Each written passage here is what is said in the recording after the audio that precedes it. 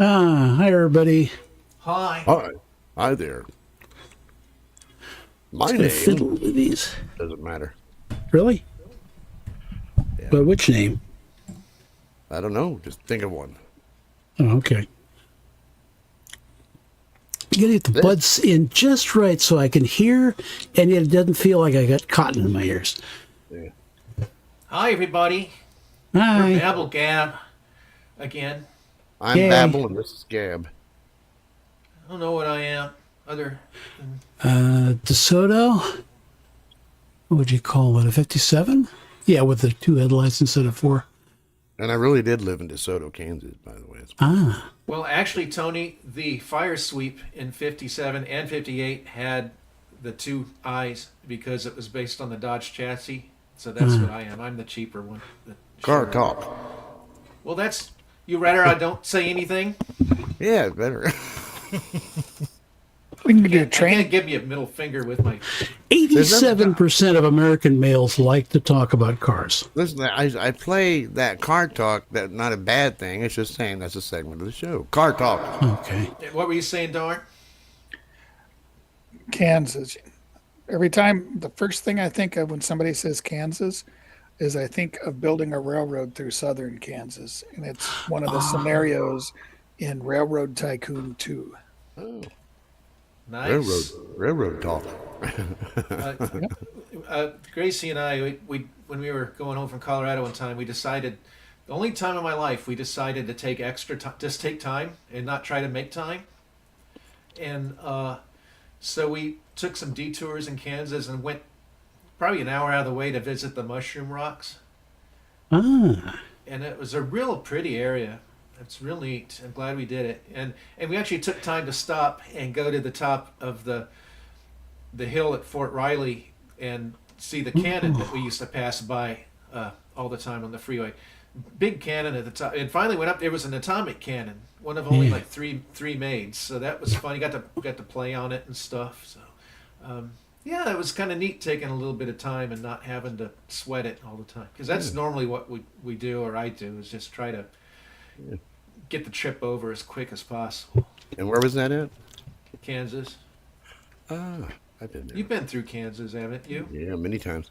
Well, then you've gone through I-70 and past Fort Riley where the giant cannon is on the hill. Oh, yeah. That's I been just years. say, yeah, we finally took time to stop and visit the cannon and climb on it and stuff. And the mushroom rocks. Steve missed my mushroom rock story. Anyway, that was probably the only story I'm going to have like that because normally we don't detour.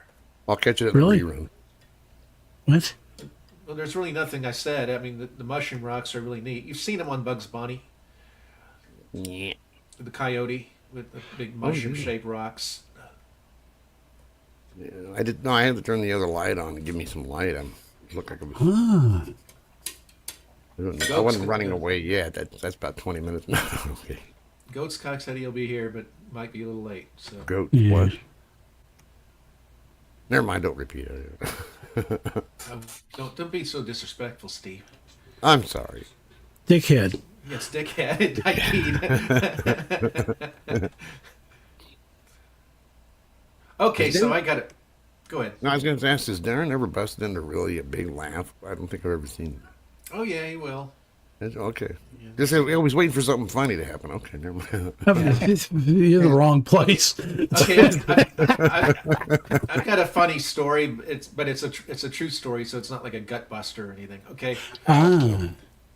So as you from last week, my Korg TR that I've had for almost 20 years, it was playing a harmonic echo note. So if I'd go ding, it'd go ding after like a half a second after.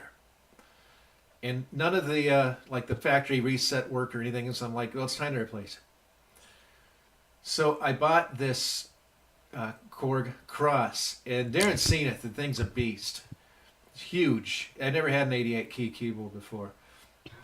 So I'm tinkering around with it a couple days ago, and all of a sudden, ting, ting, it's doing it again on a new keyboard.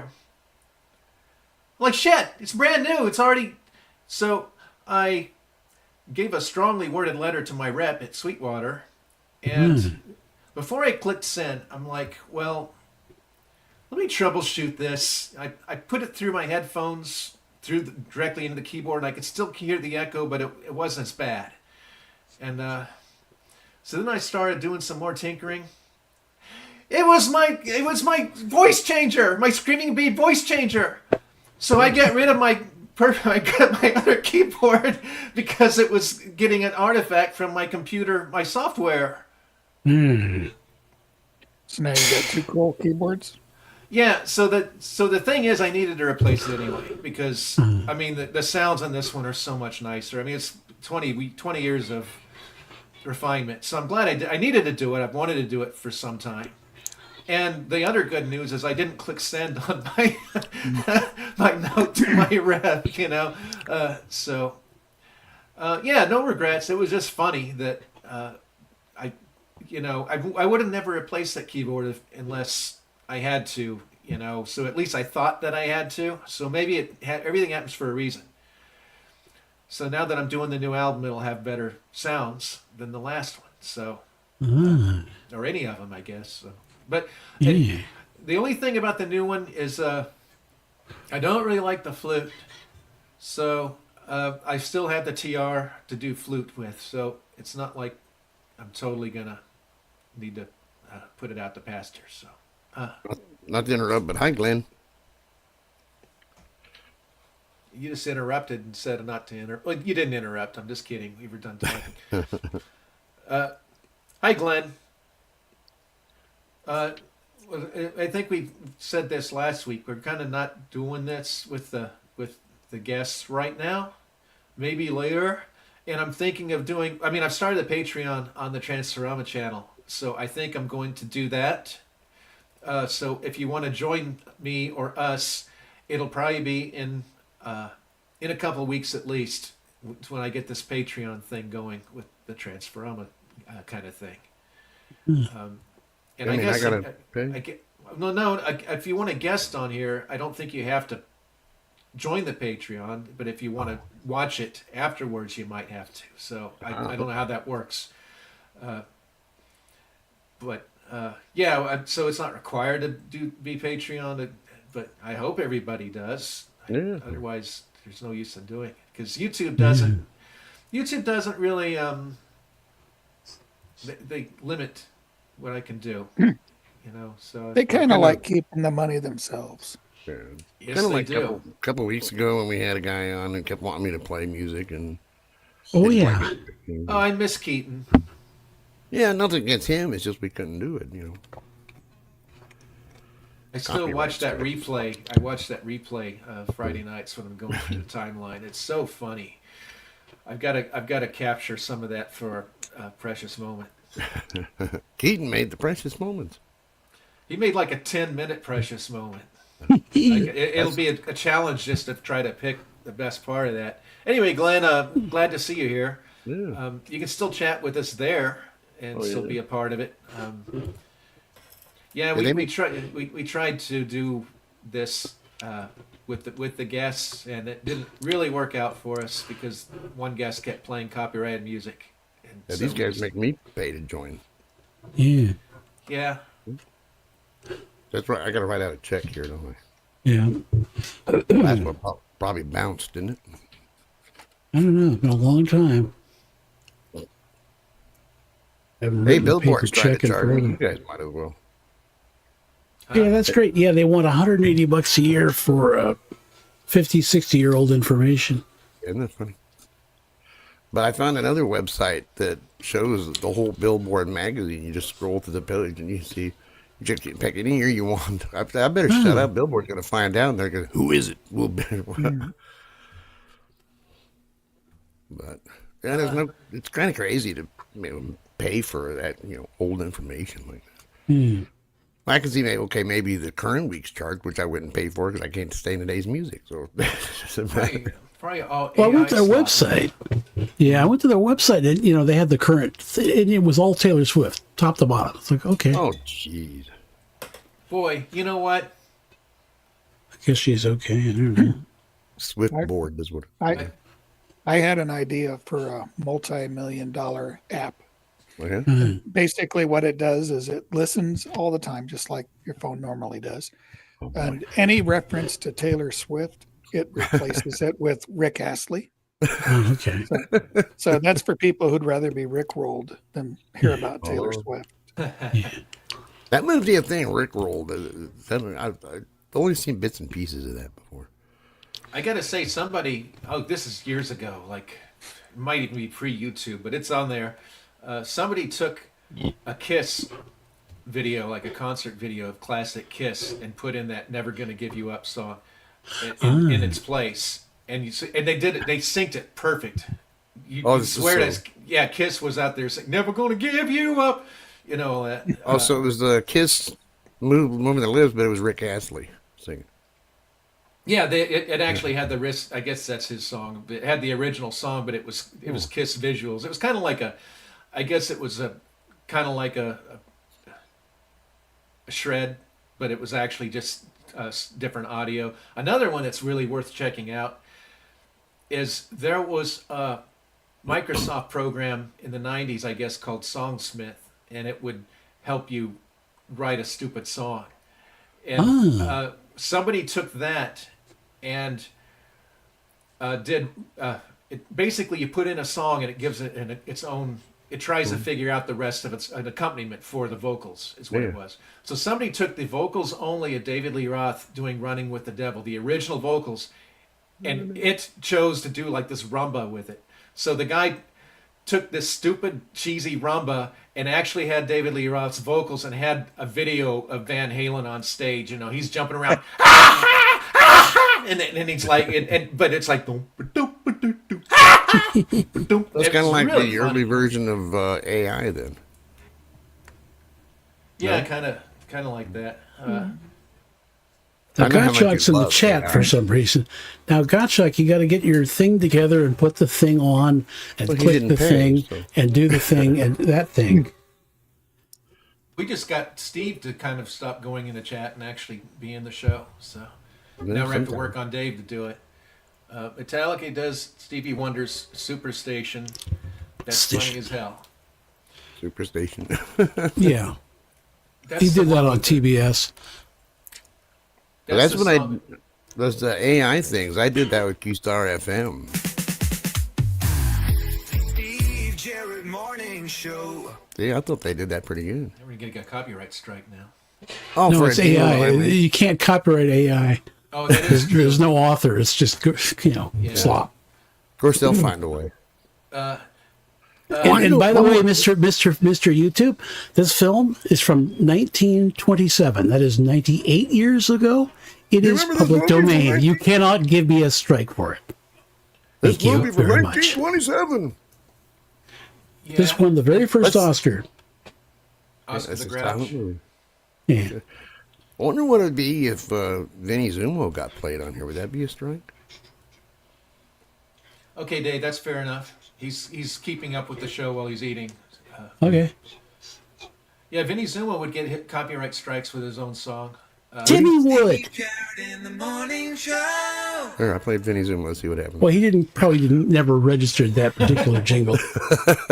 Oh, yeah, knowing Vinny, he probably did. Probably, yeah. I'll never. Well, he forget said when- years ago he couldn't even. A couple years ago, he said he couldn't even remember the song he did for it. I love Vinny. If you're listening to this, Vinny, I love you. You're a friend. But I got to say this story. It's when I was doing Saturdalia, I had this horrible idea of collaborating with my fellow indie artists.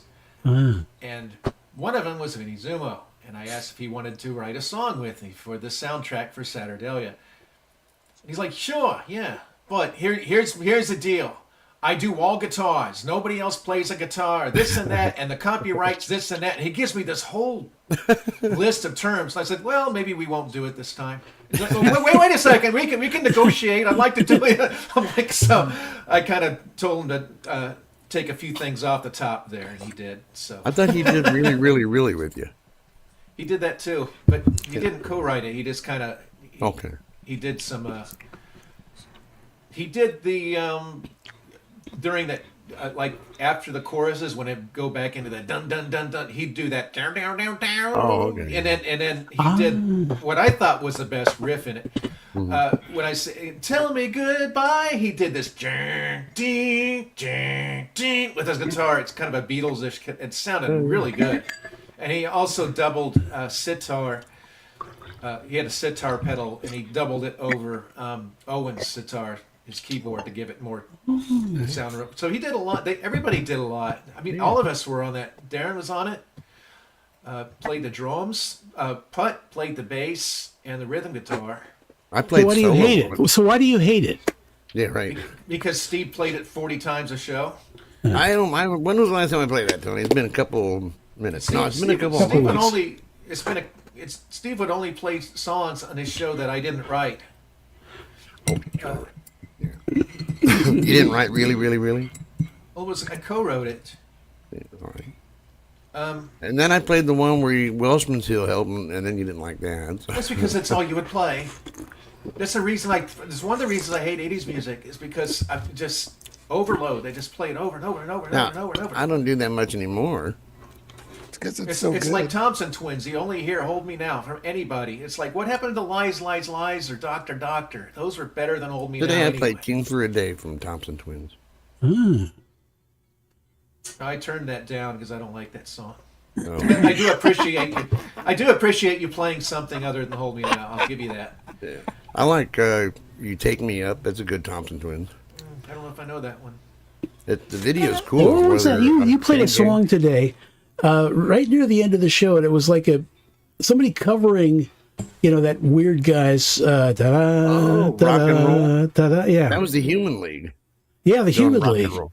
That was before even their first hit, "Don't You Want Me." They did a cover of "Rock and Roll, Rock and Yeah, because that was Gary Glooper or Gary Eric Glitter." Garbage. Glitter. That's it. Yeah, but I was surprised. Before that he had it. it didn't chart here in the States, though. Surprisingly, I thought it sucked, but the artist. You so should have charted it. Well, the birthday artist was in the band before they got a big hit with "Don't You Want Me," so I had to go back to their earlier stuff. That's why I played some earlier. Well, Talking about the Steve Jarrett morning show, by the way, Monday through Friday. Yes. yeah, he does. He's a Yay. DJ like Casey Kasem. Yep. Further I Only go, the bigger alive. I get. So I bought a percussion instrument that I've wanted for probably 30 years. Cowbell. Nope. Oh, a springy thing. I've heard that in songs. They've been in a lot of songs. what I song think was that one on? of the Aerosmith, like "Sweet Emotion," or one of those started with it. But Yeah, it's been in a lot of songs. It's good for like there's an eerie song that I like that had that in there too. It makes an eerie sound. It's the right moment. yeah. And one of my favorite Moody Blues songs, "You and Me." It has this great ending. This very fast paced, this kind of rocking. And then there was this that would like come in there once in a while. It was perfect. I've always wanted one, so now I got one. It's called a Vibra Slap. And to me, vibrator? I always thought it was a spinner. I thought it was some kind of spinner. I used it in Saturdalia when Terry was bouncing around like the pinball thing in Lidsville, but that was just a keyboard simulation of it. It's not a spinner at all. What it is it's kind of a bent rod, and it's got a wooden bell on one end and a ball on the other. Like, all of my dingling. I don't go ahead. Kind of like many- dingling. Yeah, So many jokes. yeah. I'll show it to you next time I got the webcam thing going. Put that away. Oh, you mean the? Yeah. Okay. Yeah, my Yeah, dingling. that'll be a Show strike. your dingling. You showed us your. Never mind. I'm gonna go on next. Only like every 9 years, and I won't do it again because I'd be too old for that shit. I don't want to be like that Goldfinger woman that, like, Oh, Christ. she's like Yeah, 90 years it- old, and she's, Yeah, when you're like 90, you come back and pose like. I ain't gonna do it. We saw that poster child for that Goldfinger. Yeah, Lady. gold sphincter, like we The used. thing is I can never picture her like she looked good in the 60s ever again because all I can picture is that. I didn't see the picture for it, thankfully. For you don't Darren, want if to, you didn't no. see it, that Goldfinger woman that got painted for the movie. And is Yeah. that the picture I was supposed to see this week? Yeah. Oh God, Yeah. no! Well, when she's like, And I was always grateful. I was like always 80 or grateful. Go ahead. she's like 80 or 90 and did it again, like painted herself nude again, and it's like, Yeah. no, you ruined it.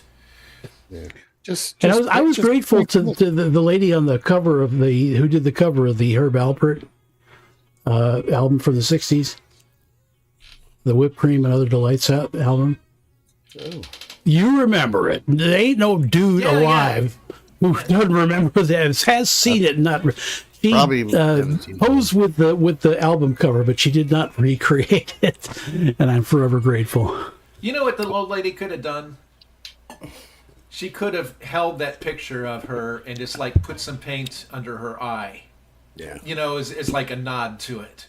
Yeah. You know what I mean? That would have been fine. Well, that'd kind of been like if Barbara Eden at 93 put on that harem costume again. Yeah, she didn't when I saw her. What were you saying, Darren? Kept getting cut off. I'm sorry, go ahead. No, that was a long time ago. I forgot. I do that all the time. It'll come to you next time. We were talking about old ladies painting themselves and where they should. No, I was saying if you see that, just think of the Goldfinger song, since it's half of Led Zeppelin. Ah. What do you mean? That was one of the Jimmy Page, John Paul Jones session musician songs. Oh, I don't think I knew that. Yeah. Except when you hear Shirley Bassey, she just seems like kind of an old black lady. Now, is it Bassey Oh, or she's like- Basie? It's Bassey. It's always been Bassey. It's been Bassey for 100 fucking years. She probably shouldn't be painting herself either. I've Probably always said not. Shirley Bassey. And she is actually a quarter black, I think, a quarter or an eighth. Yeah. But why have I always said Shirley Bassey for?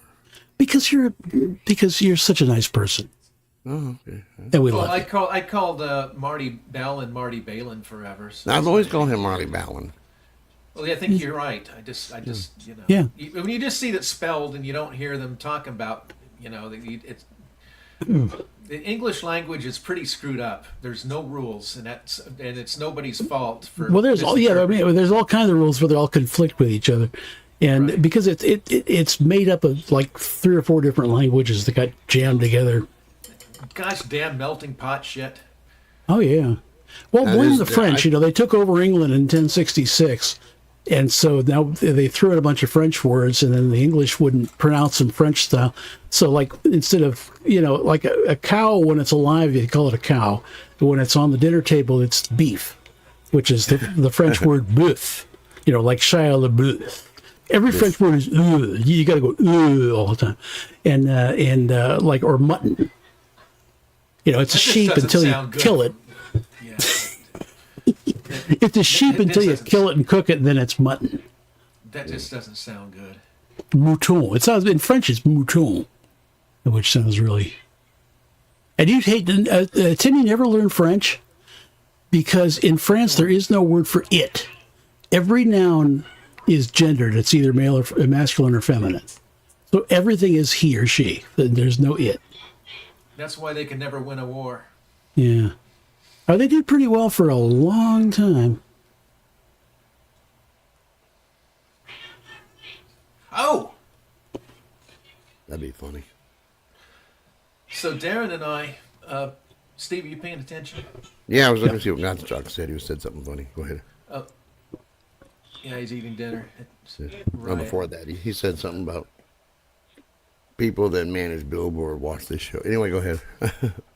So Darren and I are aware, and you guys might be too, of when Yes were inducted into the Rock and Roll Hall of Fame, Rick Wakeman's speech. So we're aware of that, but something I didn't know about was the year before, Steve Miller was inducted and did like something with his little band or whatever. So when the show was over, they had the big press conference thing, the live press conference. And he got up there and he's like, well, let me tell you, I've never been so disrespected than I have here. This and that. And he starts going into all this stuff. And he goes, they let my wife and I attend, but they said if we wanted an extra seat for my band or their wives, it'd be $10,000 a piece. And then he starts going, and so you hear some woman saying, Are you listening, Steve? Yeah. So that you hear some woman say, "Wrap it up," and he's like, "No, we're not going to wrap it up. Why don't we wrap you up? Now sit down." And he goes, and he keeps ranting. I'm like, God bless him. That's awesome.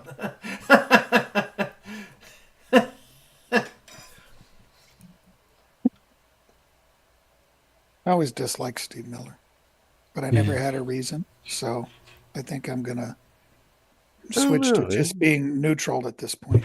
Yeah, because he's never been my top-notch favorite, but he's on my list. Does that make any sense?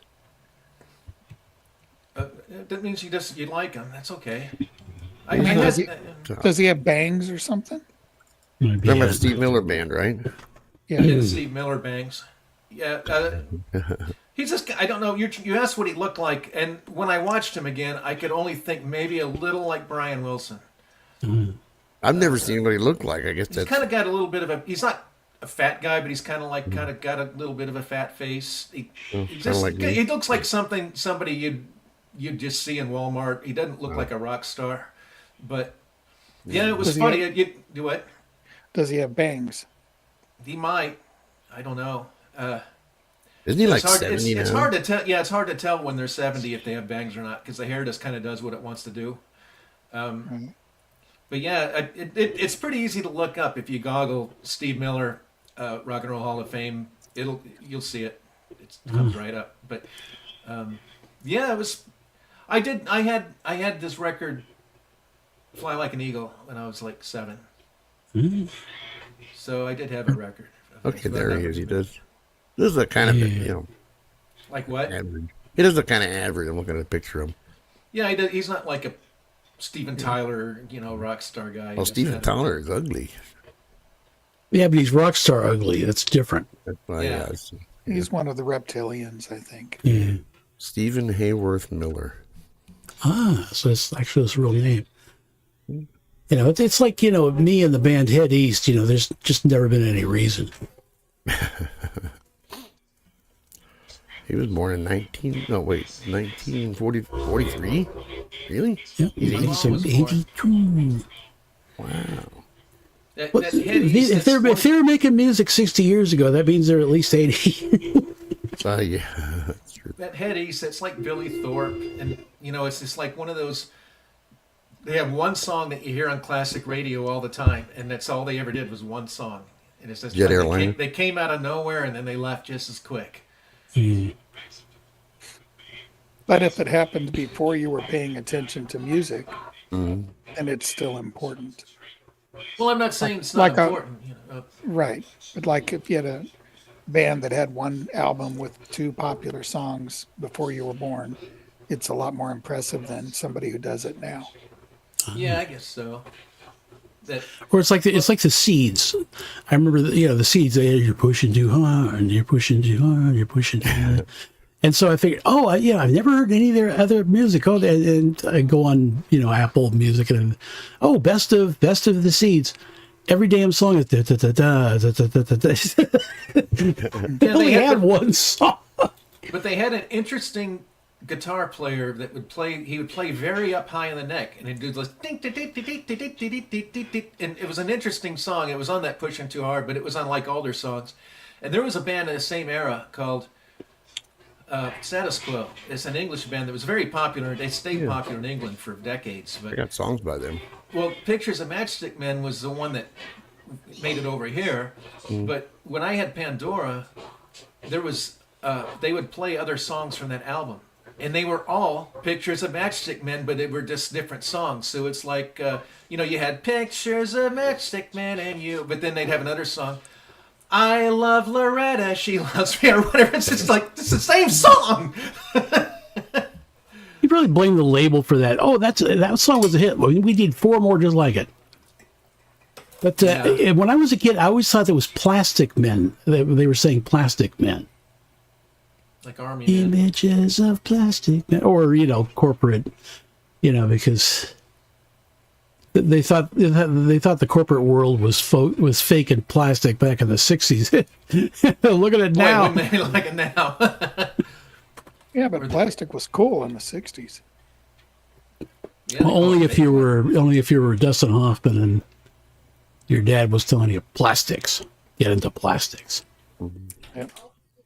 Which is funny because Dustin Hoffman in The Graduate was like 30 years old or 31 years old. He was like 6 years younger than the old lady who was hitting on him. There's a, Great a movie. song. There's a song in my Fun Hour playlist. It's never made it on a Fun Hour, but it's called Colored Plastics. It's from a guy named Doug Randall, and he did a whole album of depressing songs about kind of the industrial state and things. We did a whole song about a toy fire truck that had no batteries and was getting neglected.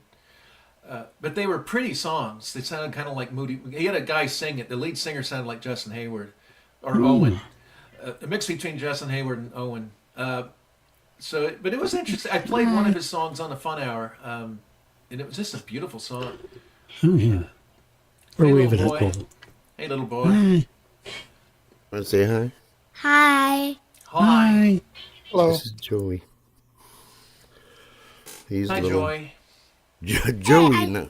Oh, hi, Joey. Yeah, you keep disappearing. Hold that in your ear. You can hear him. Do you want to join the show regularly? Be a regular? Hi, Fidesco. Hi, Fidesca. How are you doing? Say hi, Fidesco. Hi, Disco. Well, there's your new nickname, Fidesca. Dude, I wouldn't do that to you. Hi, guys. Hi. Woof. He's going to bed. Good night. Hi, That's Scooter. Disco. Hi, Scooter. Woof. No, go. Scooter is. Oh, don't you love the chaos? And love Steve, you this. played another song on your show yesterday. Well, actually, you didn't play it because it started playing after your power failure. Oh, yeah. And What it was, was it? Can I Play With Matches? Can I play with matches? That's what took over after I blurped out. Yeah. That was Darren's favorite band back in like the late '90s, wasn't it? Can I play with... Who's that again? Iron you just Butterfly. said- No, yeah, you just said the name of the band. Can I play with... Iron Butterfly, was that it? Hey, got I said Hey, half the gotcha. name. I got half the name right. Here's your password clue. Give me the other half of the name. Iron Maiden. What's the half? There you go. Iron Maiden. Yeah, they up the irons. I have to. Let's see here. I like the way you spin around like the monkeys there. Yes, I know. The thing is, it's not his phone doing it. He actually that's a talent. When he was a police Yes. chief, he learned to spin like that. Oh, That's why he gets tired. Yes. Is that how you apprehended your suspects when you were as a cop? You just circled them like that? The police chiefs apprehend suspects, or they sit behind the desk and yell at people like they do in like cop shows. Yeah, pretty much. I did it. You got to arrest people?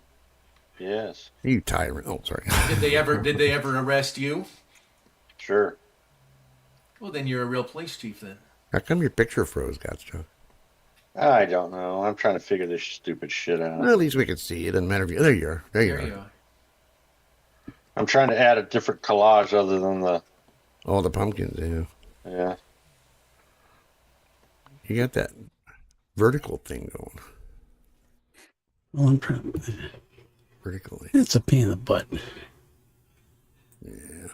So it doesn't help if you're on your phone, Gottschalk? I don't know He's if you shaped. froze. He's shaped like he's on a phone. Yeah, that's what. Hmm. See, a phone has got to be turned this way. People hold it like this. Like this drives me nuts. Go. Holy crap. Ooh, we got two of you now. How the hell did you do that? Well, maybe that square will give you better luck than the other one, huh? Yeah. Yeah, very possible. Usually I just hit the... Usually I just push the add button, and now it wants me to do all sorts of crap. There you are. Army. So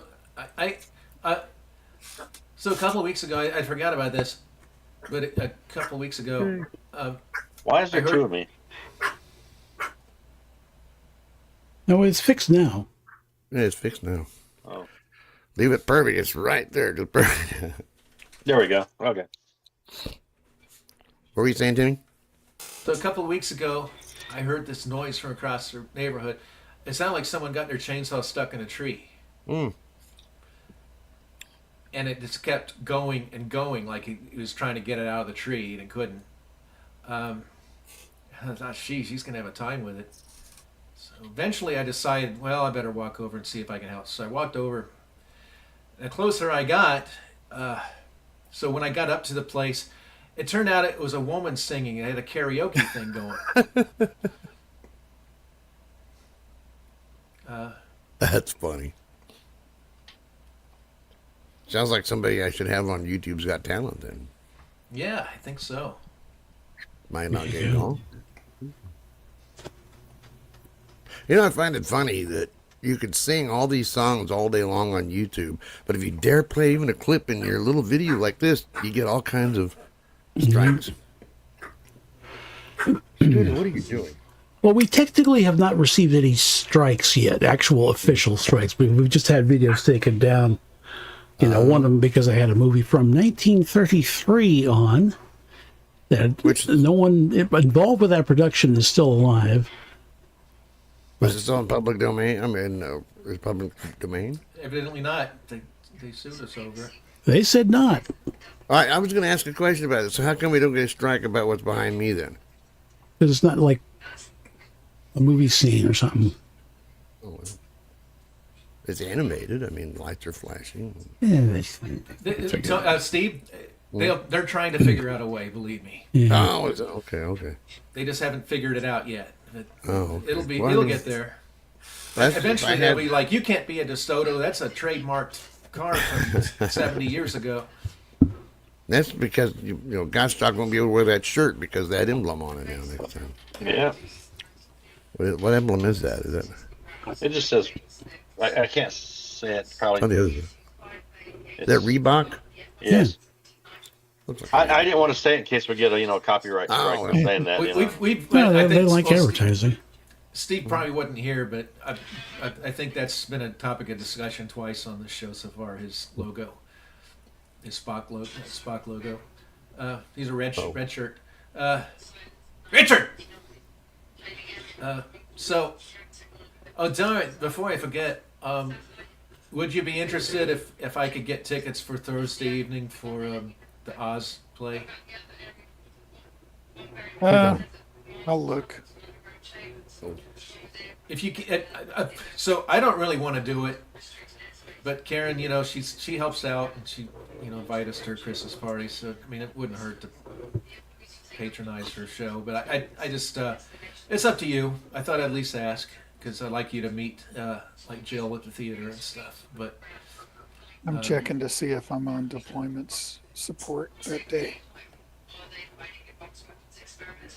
maybe Darren ought to audition for a play. maybe he Nope. will if he wants. Do it. Nope. Is that a nope? You're available or nope? You're not going to audition. Not sure. Not sure you're going to audition or not sure you're available. No, Or that both. was Idiocracy. Oh yeah, Darren showed me Idiocracy. I'd seen it like when it came out, but I kind of forgot all about it. Yeah. Idiocracy, isn't that part of the Democratic Party? Both parties, trust me. Well, Yeah. yeah. Well, you got a point there. Yeah. My favorite thing from the early 90s, I was listening to Rush, and some kid called in and said, my dad says that Republicans lie and Democrats are stupid. I'm like, yeah, it's about right. That's the other way around. But anyhow, Yeah, don't get in politics with Tony because Good old Rush Limbaugh. he's our token lefty. But Whoa. I'm trying to think of that. I still let me know if you are available or whatever, darn. I'm available. Okay, well I'll try to buy his tickets then. It's not gonna hurt. I don't think it'll hurt. I'm not available. I'm married. How about the show this weekend, Timmy? Are you going? Show. The Bartow, Oh, is that convention this with- weekend? Oh. I Yes. think we gave up on that when you said you were going to be out of town because we were going to crash at your house. Yeah. is your house crashable yet? I mostly feel bad for Kathy because I genuinely think she probably was hoping I'd see her there. Wesley Park? probably couldn't care less. Yeah. Well, it's $25 to get in, and it's not that far from here. Well, why don't you go, Steve, and put me on the phone? We can do like a live little BabbleGab. Hey, why Is don't you do Tim that, on the Steve? phone? Yeah, why don't you get there, and if you meet her, say, "Hey, Timmy, you want to get Timmy on the phone?" And maybe they'll say no. Who cares? Or maybe they wait. will. I forgot I'm doing Memory Lane Saturday. Oh, well. Oh yeah. Oh, all the top 10 songs from 1961, the year I was born, the year that's the same upside down. Yeah, I think it was 61. I forgot what I said I was going to do. I know I said this every time Tony says this, but it is funny. The Tommy play I was in, there's this little girl. She's kind of this. I guess she's kind of Italian. Looked like Italian little girl, and she was just little, probably 7 years old, and she would come out. It was her job to come out and put a sign that said the year, because let me see. Tommy would have been born in. They changed it from the album because Tommy was born in 21 on the album, 1921. But for the play, they changed the timeline where he was born in World War II. So, got a feeling 21's gonna be a good year. Instead of it being that year, it was her birthday, his mom's birthday. And that's when the murder happened and all that. But so anyway, there was this girl that would put out a sign, 1950 or whatever. So she came out with this sign, and it was 1961. And then she looked at it, and she flipped it over, and it said 1961 again, and everybody laughed. And I've got that on the video. And the next, the next day or whatever, it was after the intermission, the curtains were closed, and we're all gathered around the pinball machine in form, ready for the curtain to open, where I start beating the hell out of the machine. And that little girl was there, and I said, "By the way, that was really funny the way you turned that sign over." She's like, she had no idea until I said that 1961 was the same either way. She really thought that she had it on upside down. because she looked down at it, and it would look right side up to her. Oh, it must be upside down. Yeah. Oh, yeah. Tony did see the play, the video. Yeah, it was cute because we thought she did it on purpose. Which was. Did she do it again after that? I don't know. Maybe. Little kids probably not. But If you get a laugh, you might as well keep doing it. Yeah. I mean, look at Steve. No, that's a woman thing. Yeah. I was married, and I learned if I said, "Oh, you look nice in that shirt," that was the last time I was ever going to see it. You saw Terry with when Tracy came home in her magician uniform. He's like, "Oh, you look pretty." What? I don't look pretty any other day. She wasn't even his wife. Yeah. That was supposed to be a joke. That was supposed to be funny, but it ended up just being sad. I mean, it ended up being kind of a tear-jerking scene almost, and it wasn't. It was just supposed to be a joke. I'm glad. I'm not complaining. But when everybody's like, "Oh, poor Tracy," I'm like, "What do you mean?" And then when I watched it with the music, I'm like, "Oh, it kind of makes sense. It still works. It just works in a different way now, instead of it being a dumb joke." Gottschalk never did see the movie yet. What?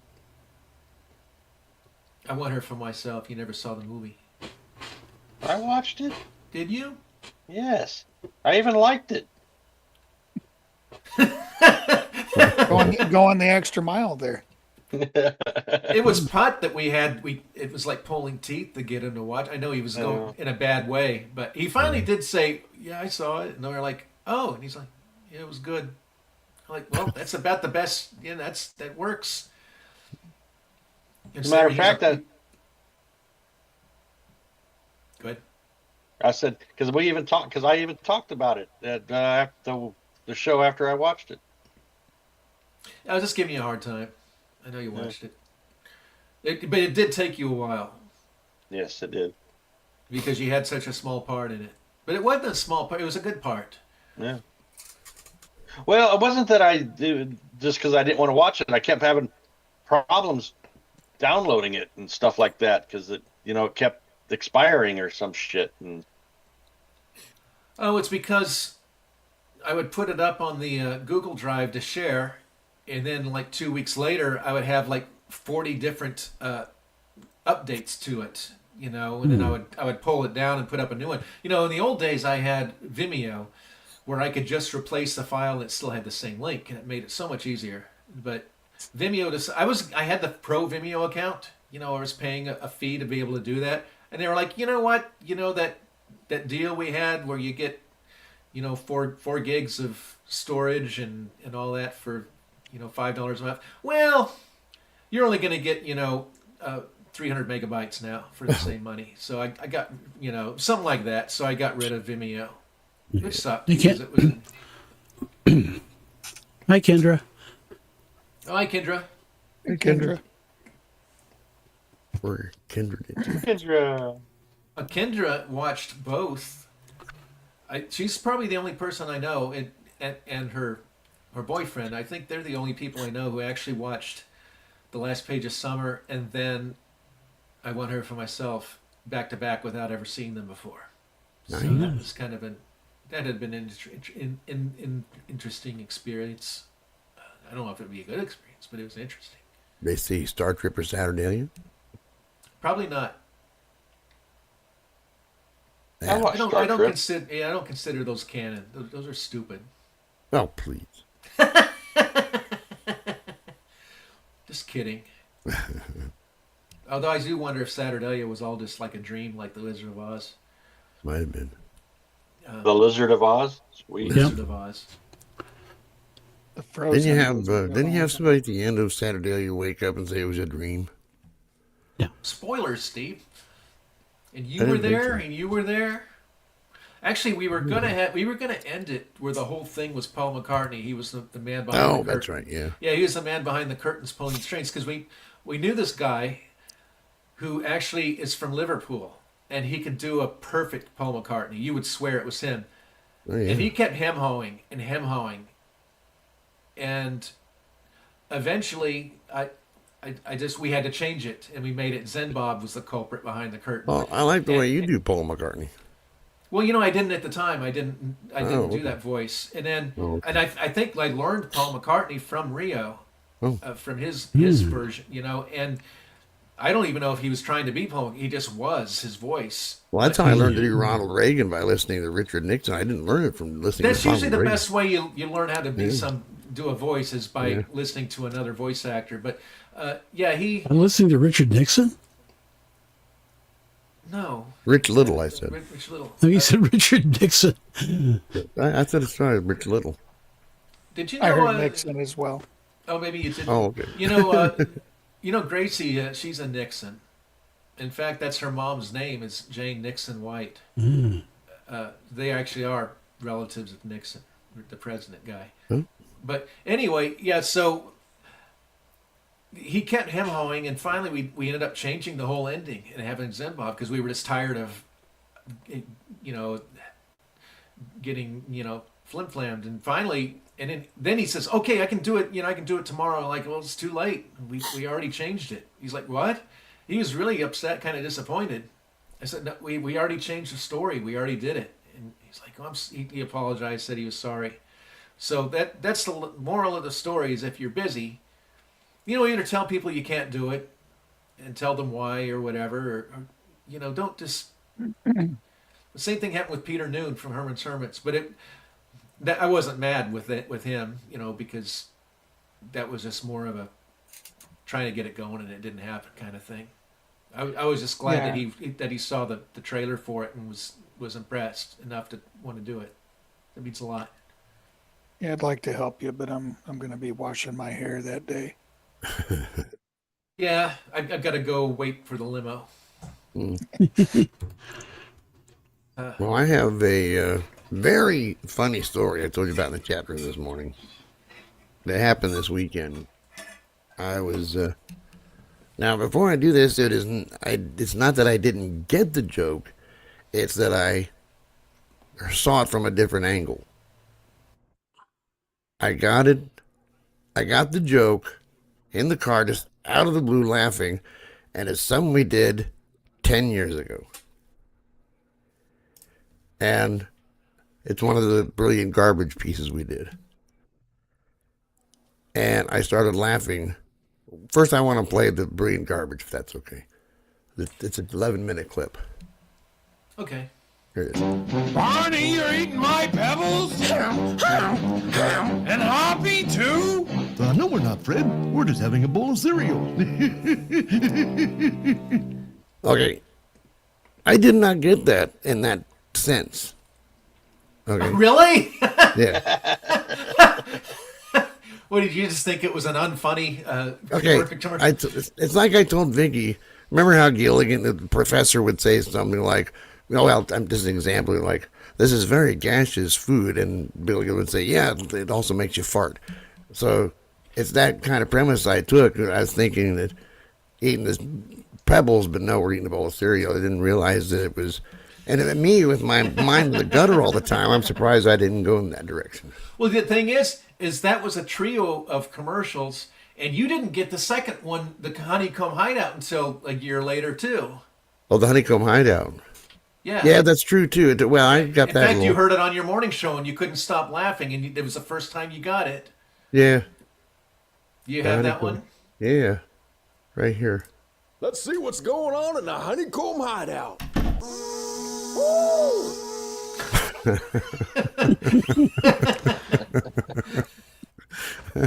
Round it out with the other one, the Quest.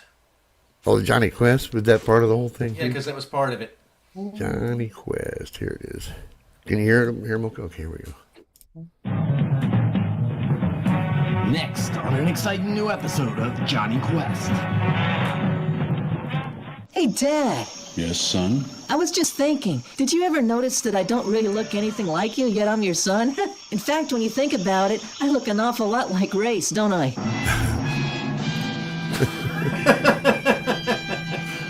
Now that I got, because Well, you got 1 out of 3. That's still like a D. yeah.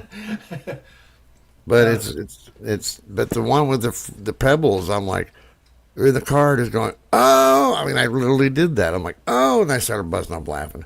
And in hindsight, hearing Tony do the voice for Dr. Quest, it made me wish I would have got his original suggestion and got him to do Rick Marshall's voice in Saturdalia instead of Jill's son, Mark, from the theater. Oh. I was trying to include, that was back in the days when I was getting new friends, both abroad and locally, and I was really trying to include everybody. Yeah. It was a bad experiment because that guy he was the one that corrupted Josh so bad. Oh, that's who did it. Yeah, he's the one that did it. He's the one that kind of made him an atheist and a communist. Oh, geez. Josh, and he tells me this story that because he's sober now and drug free and everything, but he said it was his birthday, and that guy Mark, for his birthday present, he said he would be his designated driver and he can do as much drugs and everything as he wanted. So Josh just did everything. I know he was on acid. He did all this stuff. Oh, what a good friend. Meth, whatever the hell. And that's what I told him because when he told me that story. Because, that moral of the story or whatever it's not really a moral. But he said that after that morning, he says, well, I've pretty much done everything. I don't need to do it anymore. And he just quit cold turkey, which is nice. I'm good for him. But I did tell him, I said, he wasn't a very good friend. Yeah, right. To do that. And he's like, I know, I don't, he's like it, Yeah, he could have overdosed or something. Yeah, I just saying, he wasn't a very good friend. I told him that, and I've always thought that. I'm glad I told him.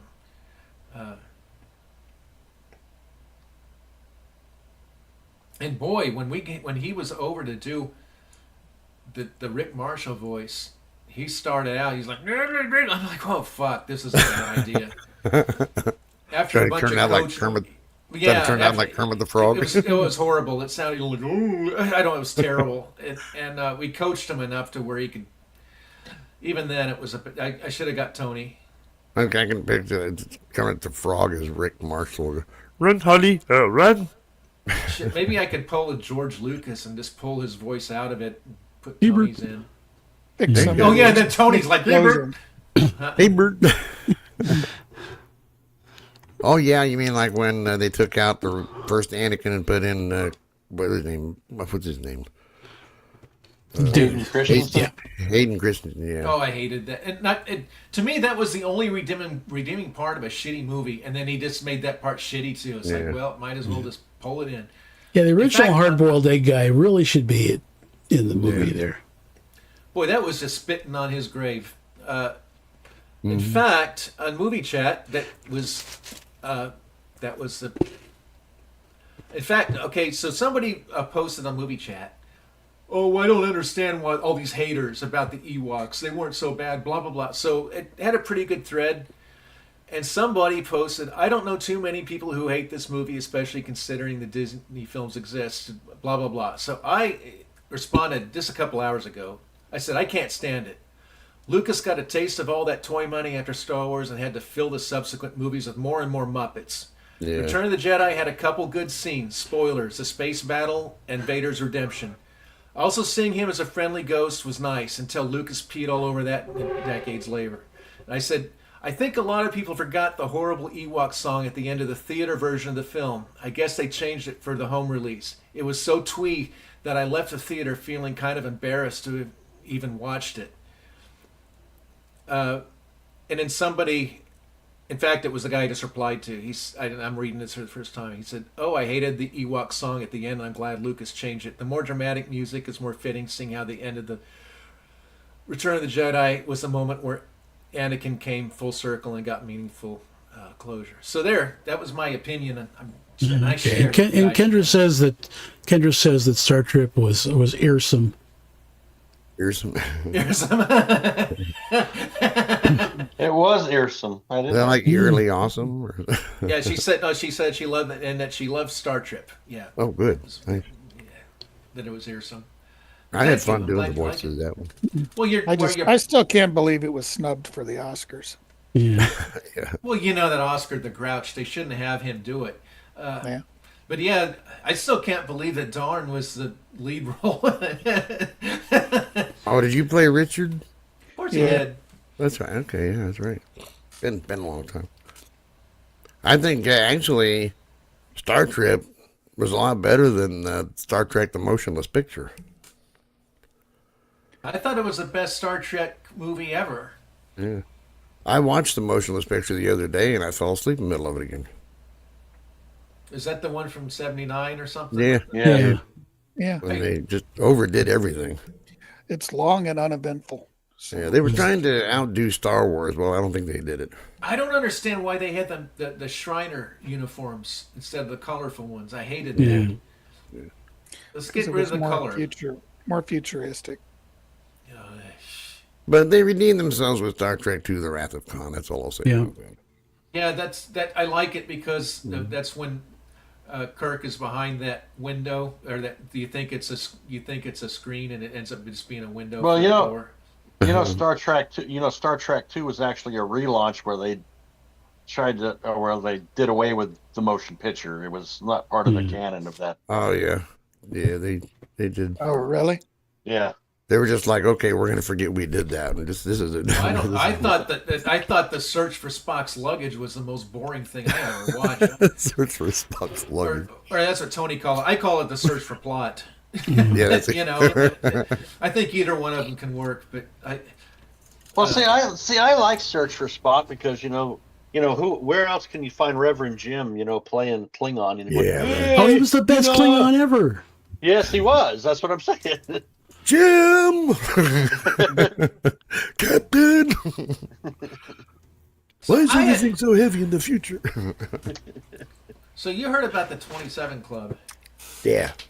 So I've been thinking of the 52 Club because there are all of these people that died, and they all floofied in the early 70s, like about 72 to 74. Yeah, and I thought they were all 52, but none of them were. But they were all right around there, kind of.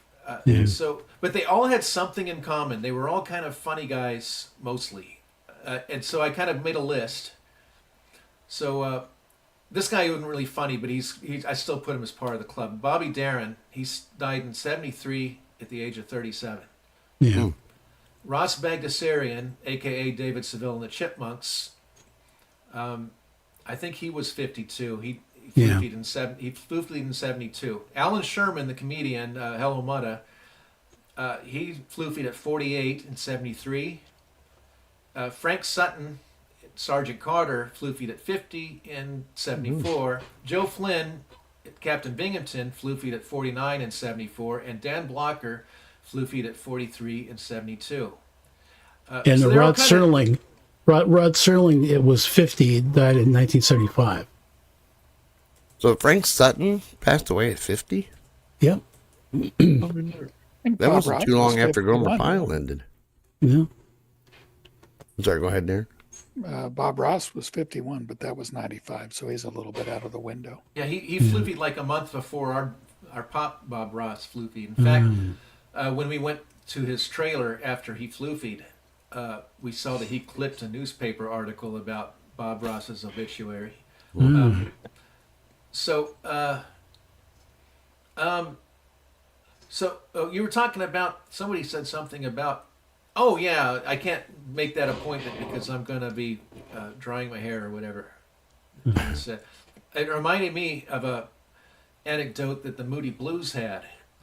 So in their heyday, I guess, they weren't party animals. I think they were all married and stuff, and they just, they did their concert and they would have a scotch and Coke and go to bed.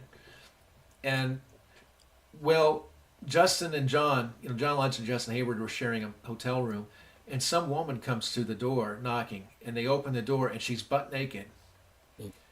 And she asks if she can come in, and Justin said, no, John's drying his hair inside the door. That's the first thing he could think to say. It's like, no, John's drying his hair. Oh, okay. I don't know, I just thought it was funny.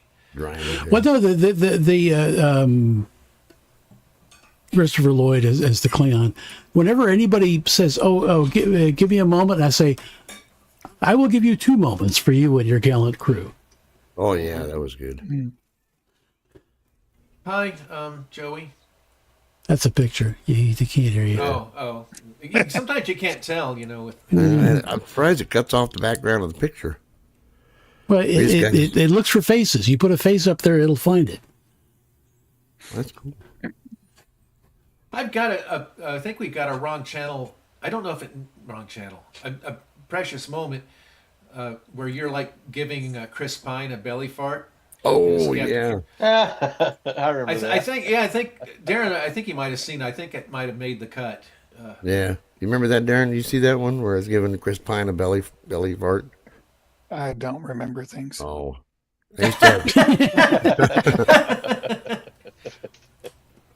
But no, the wall behind me was I had green screen up. And the wall behind me kind of looked skin colored. And when I lift the green screen up with Chris Pine behind, it looked like I was lifting his shirt up. Oh, yeah, that sounds familiar. Yeah. Yeah, it was hilarious. And then you had like Hillary, the first lady Hillary, and then you acted like you were going to go down on her, and Putt said, "I'd rather have a nice clean dick in my mouth than that."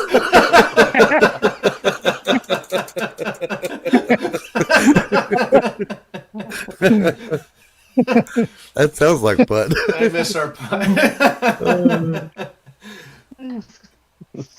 He was a character, Putt was. Oh my gosh. He still is. He's just in a different place. Yeah. I'll never forget the camping trip with what he was doing to Dell and the camper on 4th of July. All right, that one didn't go over too well. Well, it was never my favorite thing. Oh, really? I just thought it was funny. You guys loved it. I thought it was a little too mean, even for Dell. I mean, he was never. Dell is not real. But he was our character. Oh. I'm kind of sad I'll never see him be an ostrich either. So. Yeah, he wanted to be. Well, maybe he is an ostrich now, going to faraway planets. Maybe he got his wish. He's an ostrich getting dick kicked by a Smurf.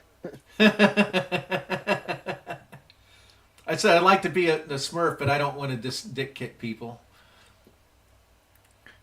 I want to dick kick people, and I don't want to be a Smurf. You believe how big that'll work out for us then. You believe how big Lisa's gotten? That's her. They got school pictures today. That's why I'm showing them off. Oh, Yeah. I can't believe she's 9 years old. 90 years old. 9. Yeah. The girl 5. is 9. The doggone girl is 9. See if I can get. Oh, that looks funny with them together, though. Yeah, I gotta get it just right. Okay, this way. There we go.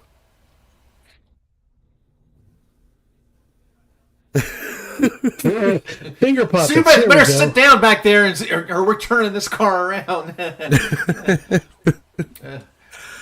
Yeah. That's funny. Wonder. That's too much. Oh, so anyways, last week, first of all, happy birthday to you, Darren. Belated birthday. Oh, Yeah. happy belated birthday to you. We're both 58 now. Oh, when was your birthday, Chuck? November, a week ago, this past week, November 4th. When he was AWOL. Well, he wasn't AWOL. He did tell us ahead of time. Should have But told me. I would have said something on my morning show and embarrassed Happy the hell out of belated birthday, Gosh Shut. me. Yeah. Thank you. Oh, But wait. anyways, we went to that Mark Steakhouse, and a lot of money for I probably do a better steak on my Traeger. So I know they probably give you this real tiny piece of meat, don't they? actually, it was a pretty decent what she said. cut of meat. Afterwards, yes. And before you ask, Harry Connick Jr. is not in this one. He wasn't born. Who? Harry Connick Jr. Oh, Yeah. he's an actor, I think. Yeah, something. Singer. Like Singer. that. Same difference. Was he? I thought Yeah. that's talking about Ray Connor. No, the Ray Connor. Yeah, he was in the Memphis Belle, right? That's where this reference Right. is at. Oh, Yeah. I like Ray Connick singers. I've got them on my fun hour for the Christmas special. Yeah, this is Now, what Now, we did the used to. Ray Charles singers ever sing with Ray Charles? Probably not. No. But remember, we used to do the Ray Conniff singers when we'd say something dirty on that other show we did a long time ago, and then we hear Jingle Bells. What a Oh, was dumb that Ray thing. Conniff? I never knew that.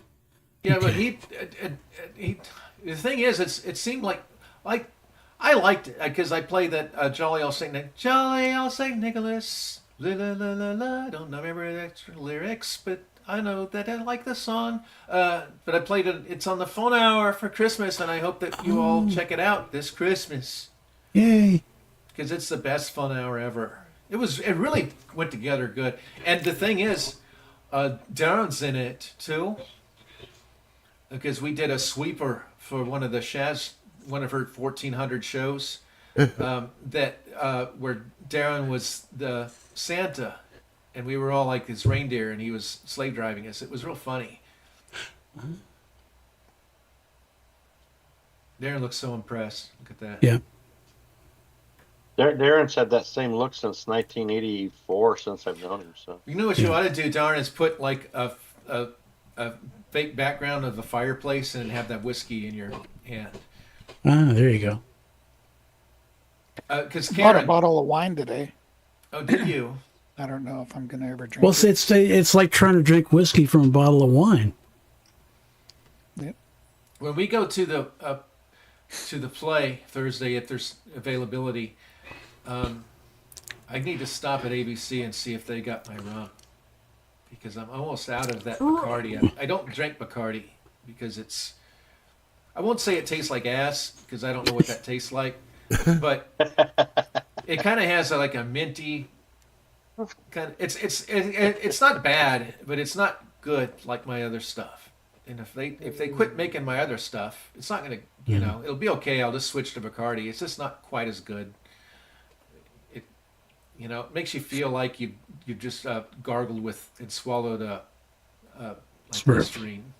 the Captain Morgan, the new Captain Morgan's honey is pretty good. Ah, What octane is it? Whatever Captain Morgan's generally is. Let me pull it up. I'll tell you. 86 and all that shit. You know what? I've never tried his Jägermeister. I need to. Well, that stuff's strong. But when I was in that Alabama band, we'd all take a couple shots of that before we practiced.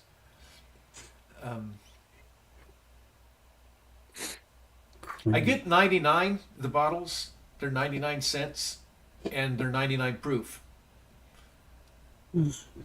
So I do that sometimes when I sing on a song. And I got like a blue raspberry. It's blue. That explains it.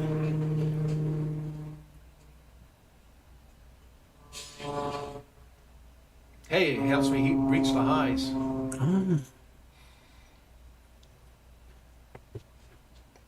Okay, so Yeah, bless them before they go bomb civilians. Good idea. Anyhow. So I apparently had my liquors completely crossed because I had it last week. It's actually Jack Daniel's Tennessee Honey. It sounds more like it.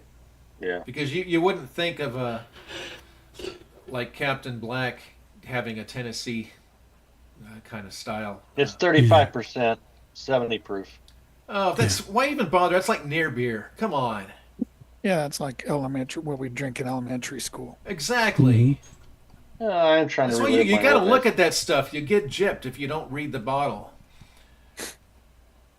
My grandma Catherine, bless her heart, she would sometimes come home because Albertsons, where she shopped, had a liquor store in it.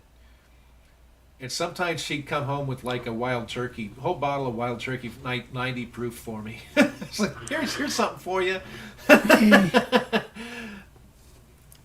Well, me, if I ever have like bourbon or whatever, I just put it in my coffee. So I don't really care, if it's quality or anything. It's just cheap. Tony goes to his local grocery store and gets that $2,000 bottle out of the. No, they have those. No, there's the local supermarket here. It's called Food for Less. It's now owned by Kroger, and it's completely bottom tier. But they have a locked liquor cabinet right up front by the checkout counter, and I did once see a $400 bottle of Hennessy there. Now, who shops here and buys $400 bottle of Hennessy? Well, I asked Tony, why don't you get, because I'm not trying to push it on him, but I was like, why don't you get some spirits from that store? He says, because it's locked up and I don't want to go to the cashier and say, booze. Like you don't have to say it like that. No, that stupid store, they lock that up. They lock up the underarm deodorant. Yes. Yeah. Because it's it's like $8 for deodorant. Well, yeah, it's $8, and they can just put it in their pocket. It's so little. It's very expensive. I'm not giving them an excuse, but it is very expensive now. I guess. And of course, the store is always criminally understaffed, so there's no way I'm going to go try and find somebody to open it up. So I order it. I ordered my underarm deodorant from Amazon, like I do everything else. I had to give up on Cholula. What's that? Wasn't that a Stones song? It's the best hot sauce. Yes, it is. Never heard of it. But for a little bottle, and it's a kind of an orangish bottle, but the cap on it is a wooden ball, basically. And it's the best hot sauce, but it's like $6 for a tiny bottle. Oh. And I realized Aldi has big bottles of their home brand hot sauce for $2. So I'm like, all right, I guess I'm in the $2. Check out, because there's an Aldi's here, and it's not that far away. It's just kind of in a different direction than I'm such a creature of habit. It's that way instead of being that way, and everything else I do is that way. So I don't really go that way. We only have one road here, so. We got so damn many roads, and each one is in a different orientation. One will point north-south, and one will point south-southeast, and one kind of goes in a curly Q. And you have to live here 10 years just to know where the hell the roads go. And even then, I got to check a map. Oh, Darren, remind me, you got another bottle of ketchup in the fridge, and I've got a couple mule sauces. Mule sauces? Mule sauce. It's Sticker Mule. When you buy a big order from Sticker Mule, they'll send you their mule sauce. And I'm not a hot sauce person, so they're still sealed if you want them to. I don't eat mule with or without sauce. It's a company called Sticker Mule, and they've I got only- their Good own for hot them. sauce. I only do rented mules. I only do the peep show mules. Oh, that's disgusting, Steve. Come on. I know. I shouldn't be thinking these things out loud. I know, right? Stay in your own head. I know. Okay, two heads are better than none. I just get that Berlin song now. What? Two heads are better with none. Oh, that's disgusting. Although she is pretty hot, even though she's like 4 feet tall. Now that Oh, is where that's the best kind. You can just pick them up and take them with you. Yeah. I know, right? Now that is where we would in the old days on that old show. We would, say something dirty and you'd hear. Yeah. Oh, that is a Ray Conniff singers. I can tell. Yeah. Oh, okay, yeah. Now, who was Ray Conniff? I didn't hear him. I didn't hear I his know. voice. He was probably No. conducting or sleeping or something. Yeah, no, he was his band, so he didn't have to do anything. Yeah, he probably sat in an office, kind of like a McDonald's. But no, back in the '60s, it was a group called the Ray Charles Singers, and there was a guy named Ray Charles, and he conducted the group or whatever the hell. He didn't sing. But what I wanted to know, and I looked it up once, I don't think they ever actually worked with Ray Charles. Ray Charles like this Ray Charles. Yeah. He only ever leaned one way. He wouldn't go that way. He would only go that way. Yeah. Georgia. Then Stevie Wonder, he was just all over. Yeah. Do you remember that SNL where Heathcliff, Eddie Murphy, thank you, was teaching Stevie Wonder how to imitate Stevie Wonder? No, you got to act like your neck is broken. You got to go. Someone actually is saying that Stevie Wonder's not really blind. There's a conspiracy. Of course, he's not blonde. Look! Have Blind. you seen him? Oh. Because there's a video of him. A mic is about to fall over and he catches it on stage. Yeah, but that might be that No, you can hear that. sensory perception thing. It's got that. Maybe he felt it. He felt it hitting it. Yeah, there you go. It said bats they got radar. Someone was with him and let him drive a car in a parking lot or something. Yeah, he hit a log truck and ended up being in the hospital for a long time. I never know if you're true or not. Look it up. Look like Stevie Wonder hits a log truck. Look it up on the goggle. It almost flew, do the AI search so it'll tell you thinking, and it said Stevie Wonder flipped upside down and grew wings. Because the AI search will tell you any damn thing. Here. Alexa, is it true that Stevie Wonder was hit by a log truck? No. Oh, sorry. Alexa's so dumb. Now, I love that. Alexa, I don't know how much it costs to have Jeff Bezos bug your house. No, I was wrong. He didn't hit a log truck. The logs fell out of the truck. Oh, okay. The logs fall out. Flying Destination. Oh. That thing. You know who that reminds me of? Allie Larder. The girl with the yes. mouth. I'd forgotten all about her. People didn't really pay much attention to her mouth. What, were they looking at her feet? Tony, Yes, that's that all was you it. think about. It always comes back to Putt, doesn't it? But no, there was a movie called Varsity Blues, and it was about high school football players, and it was as boring as you think. Except she was in one scene, and she was. You remember the Herb Alpert? Was it Sergio Mendes? One of them albums, and she did that, but with a lot less of that stuff. Close. All right, I'm watching it. I'm hoping somebody will help me explain. I'll be right back. If it's a sports movie, I haven't seen it. Yeah, I haven't seen it. So I was about to go, but I'll wait till he gets back. It's one of those movies that back in the VHS days, if you rented it, you'd get the tape home and it would already be fast forwarded to that one scene. Oh, what movie was it? I missed it. It was called Varsity Blues. I remember the movie. I just This And there's that one scene, and that. This movie doesn't have one of those scenes, but we borrowed. Well, then they're good. So that must mean that part in the video, then it said, the label for Blockbuster, be kind, don't rewind. Yeah, there you go. Hey, Griffey. How you doing? Griffey. We watched the videotape of Last of the Mohicans, and we tried watching it twice, but I kept falling asleep. Right around the same part, like 2/3 through it. And then we were going to return it. And I said, well, let me finish this damn thing. So I watched the whole movie and made myself stay awake.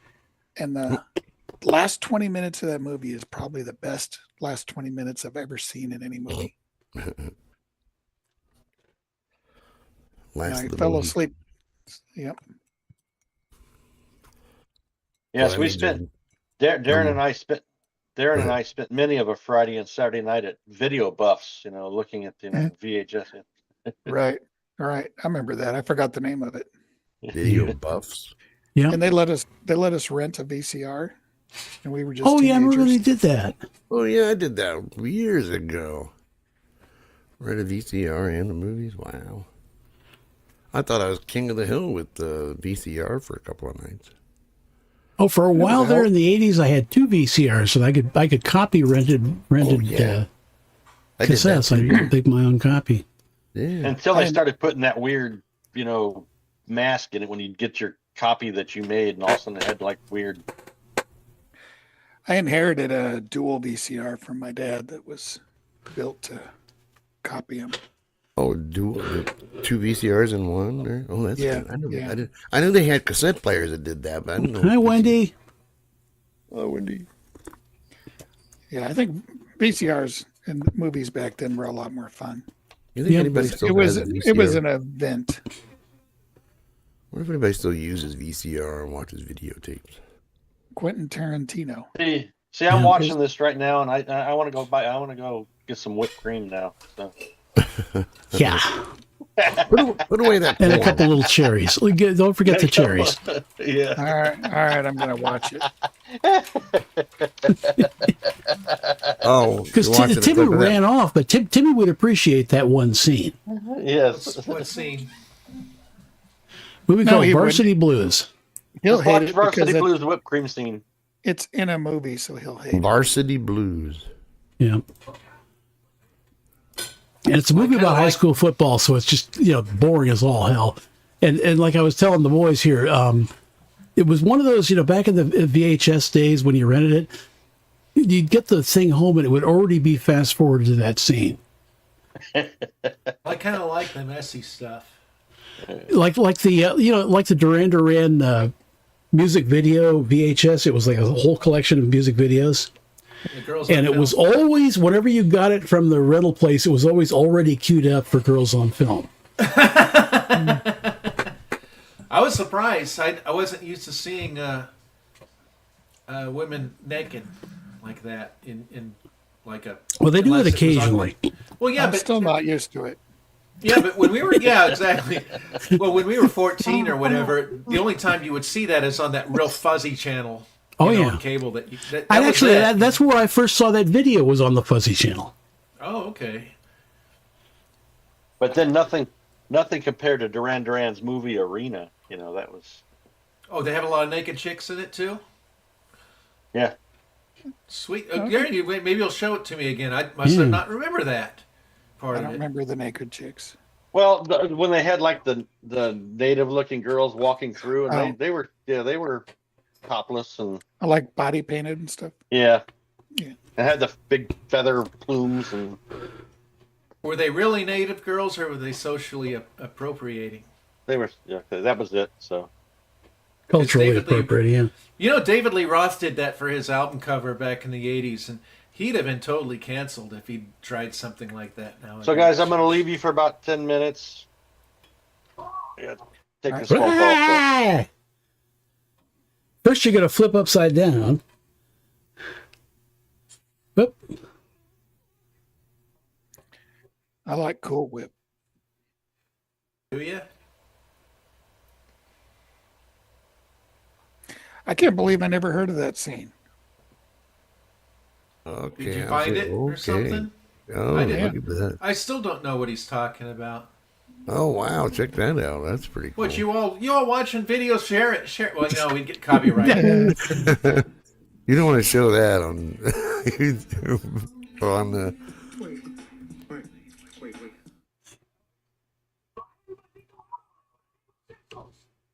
Well,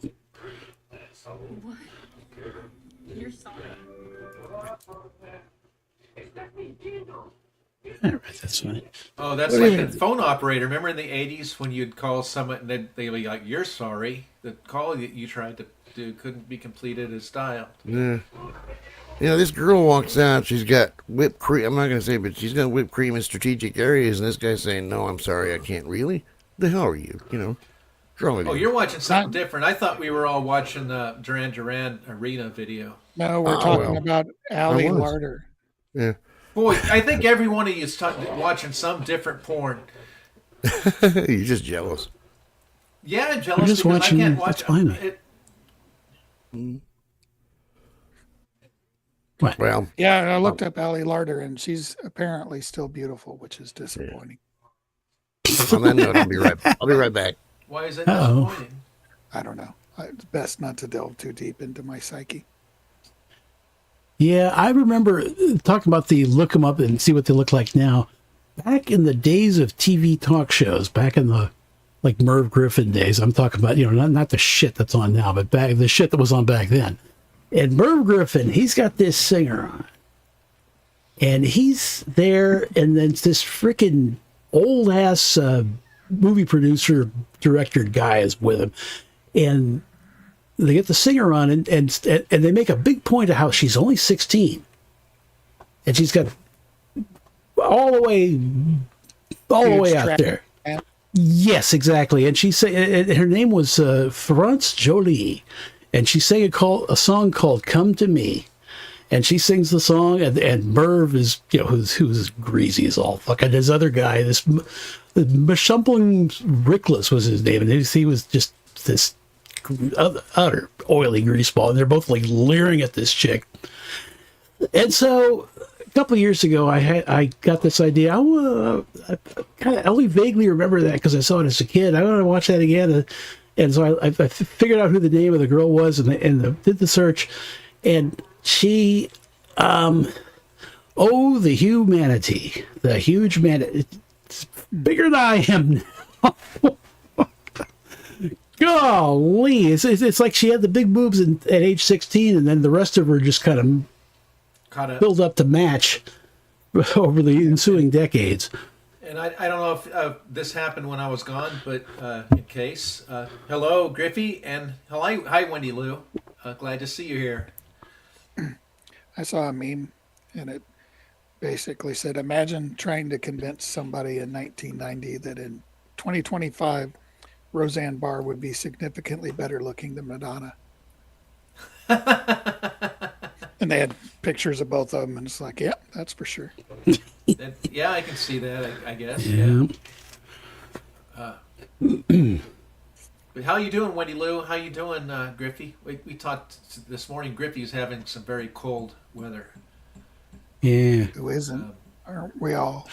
Yeah, it must be yesterday, because Steve played a song on his show by Conway Twitty, and everybody doesn't know Conway Twitty is a great classic country singer, and he took his stage name from two towns, Conway, Arkansas, and Twitty, Texas.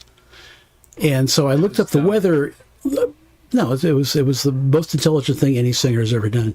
But so I looked up the weather because Steve's got the little weather thing in his chat room. Although unfortunately it's in Braille, or Urdu, whatever the hell. And so I looked at the weather in Conway, Arkansas, and Twitty, Texas, and it was 0. Damn, it's colder than it was out in the coasts. Yeah, I woke up this morning. But it was 0, in Klingon, whatever BS crap stuff that they use. What, Darren? I looked at the weather, the temperatures this morning, and Miami was 50. Orlando was 38. We were 35. It was. It got the 31 this morning here. I thought, or at least my weather bug said it. But what the hell does Steve got in front of his camera? What is he doing, Steve? I think it's silly putty. I think it's whipped cream. Ah. It's like half silly putty and half. Oh, maybe it's that pool of black motor oil that for some reason has a name in Next Generation. Yeah, that was Next Generation. Yeah. Boy, I would have loved to have dove into that.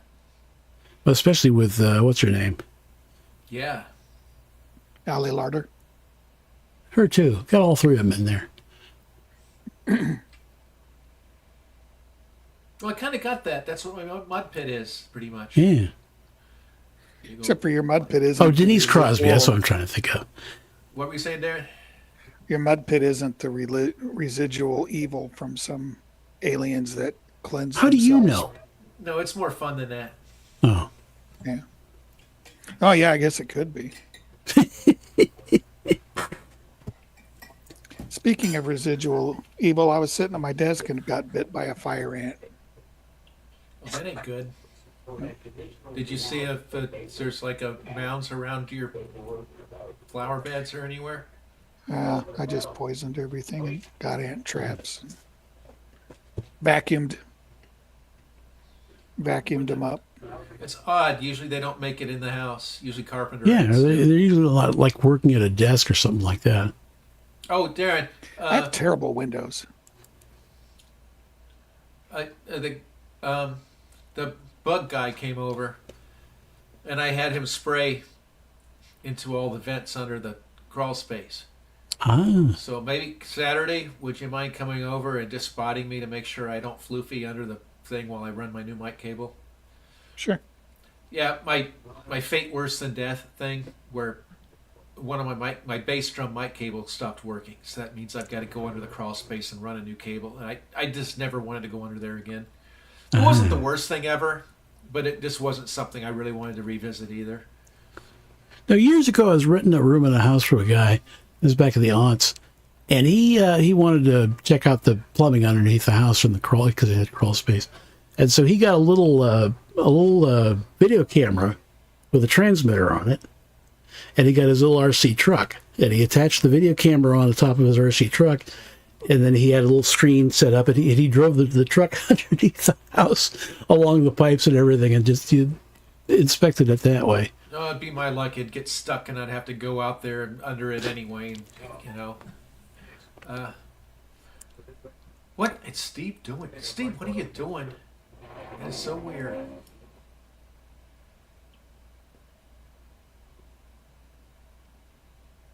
It's like he's mooning the camera and it's got that mosaic, the kind of, is that what they call Beware it? Beware of the blob, it bloops and bloops and bloops. Do do do do do do do do. Beware of the blob. Do do do do do.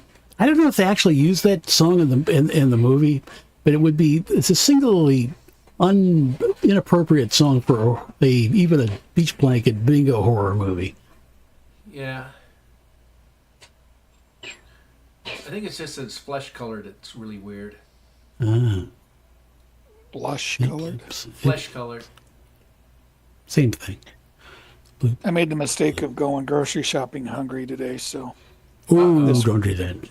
I'm going to go over to your house and have some junk food then. So you got 6 dozen donuts and.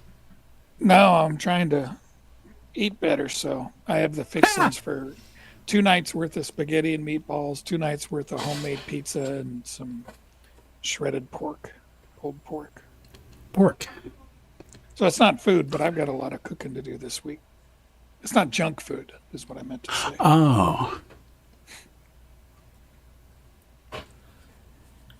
So don't buy the glass thing. I bought those glass containers. Don't buy the one that says Mason, because I put the lid on it and one of the flaps broke off as soon as I put the lid on it. Oh, really? That's the oldest name in jars, and now they can't even make those right anymore. Well, wouldn't the Mason jars made by Ball? I think so. I think they're different companies. I'm not sure. I guess so, but it's got 4 plastic things that seal it, and one of them popped off as soon as I'm like, gosh damn it! Now that them things, I guess it's half useless, unless I can figure out a way to band it tighter. I don't know. But that kind of defeats the purpose. Why would I even? Yeah. I've been finding a lot of 1776, 1976 stuff. Had like a mason jar that said that. And Yeah, I think It's actually probably from like 73, because I think the bicentennial crap really hit about 73. Oh, really? Yeah, and building up to it, and because I got my Ebonite Spirit of 76 bowling ball, which was red, white, and blue that all just kind of into each other. They just sort of poured some red plastic, and then they poured in some white plastic, and then they poured in some blue plastic. But I got that, I think, around 73, and it was the Spirit of 76. And I still, something exploded. Oh, there we go. But I still had it when I moved away from Hawaii, so it's with everything, my entire life, which I left behind. But I didn't want to try it out because I'd had the holes drilled custom for me, but in 1973. And in 1973, my hands were a little smaller than they are now. And I'd watched enough I Love Lucy to know I didn't want to risk it. Yeah, I got my toe stuck in the tub faucet once. No, that was Mary Tyler Moore. Laura Petrie. No, Yeah. by the time 1976 happened, everyone was, the Olympics are happening. Screw this bicentennial shit. That's basically what was happening. So it's a good thing everyone got their stuff in 73 then. Yeah. Now, my mom. I just remember in my Catholic church, there was this little midget lady, and she had this busted up old car, and everybody got together and chipped in and bought her a brand new Spirit of America Chevy Vega with the hand controls and the foot. She couldn't even use you were going to say a extended. clown car. It almost was, but she couldn't even use like pedal blocks because her legs wouldn't even go over the seat. So it had hand controls on it, and boy, oh boy, it was a Spirit of America, all white with the blue and red stripes and all that stuff. And that must have been about 73, and within like 3 or 4 years, that thing rusted out so badly. It was just sad to see. Like, All right, what else lasted that long? Usually the engine went out. Well, I started laughing when Tony was talking. Whenever you said little midget lady, the first thing that popped in my brain was that woman from the movie Poltergeist. Me too. This house is clean. Wasn't that far off? Wasn't that far? I've never seen Poltergeist, but I have seen pictures of that actress. That was a pretty good Truman Capote too. I don't know.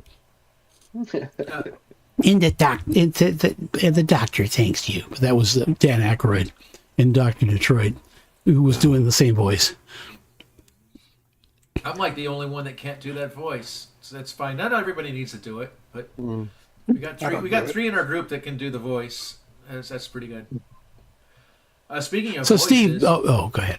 Go ahead. Steve, the stupid song of the week. I think you probably already played it, but Beware of the Blob. It creeps and sneaks and flaps and blah blah blah blah, and it's got the doodly thing with the saxophone. Okay, but it's Beware of the Blob. Nope, don't have it. I'll have to go dig it up somewhere. Oh, gross. I'll dig up the blob. I dig you. It's the blob. Speaking of voices, I had Karen who does Stacy's voice.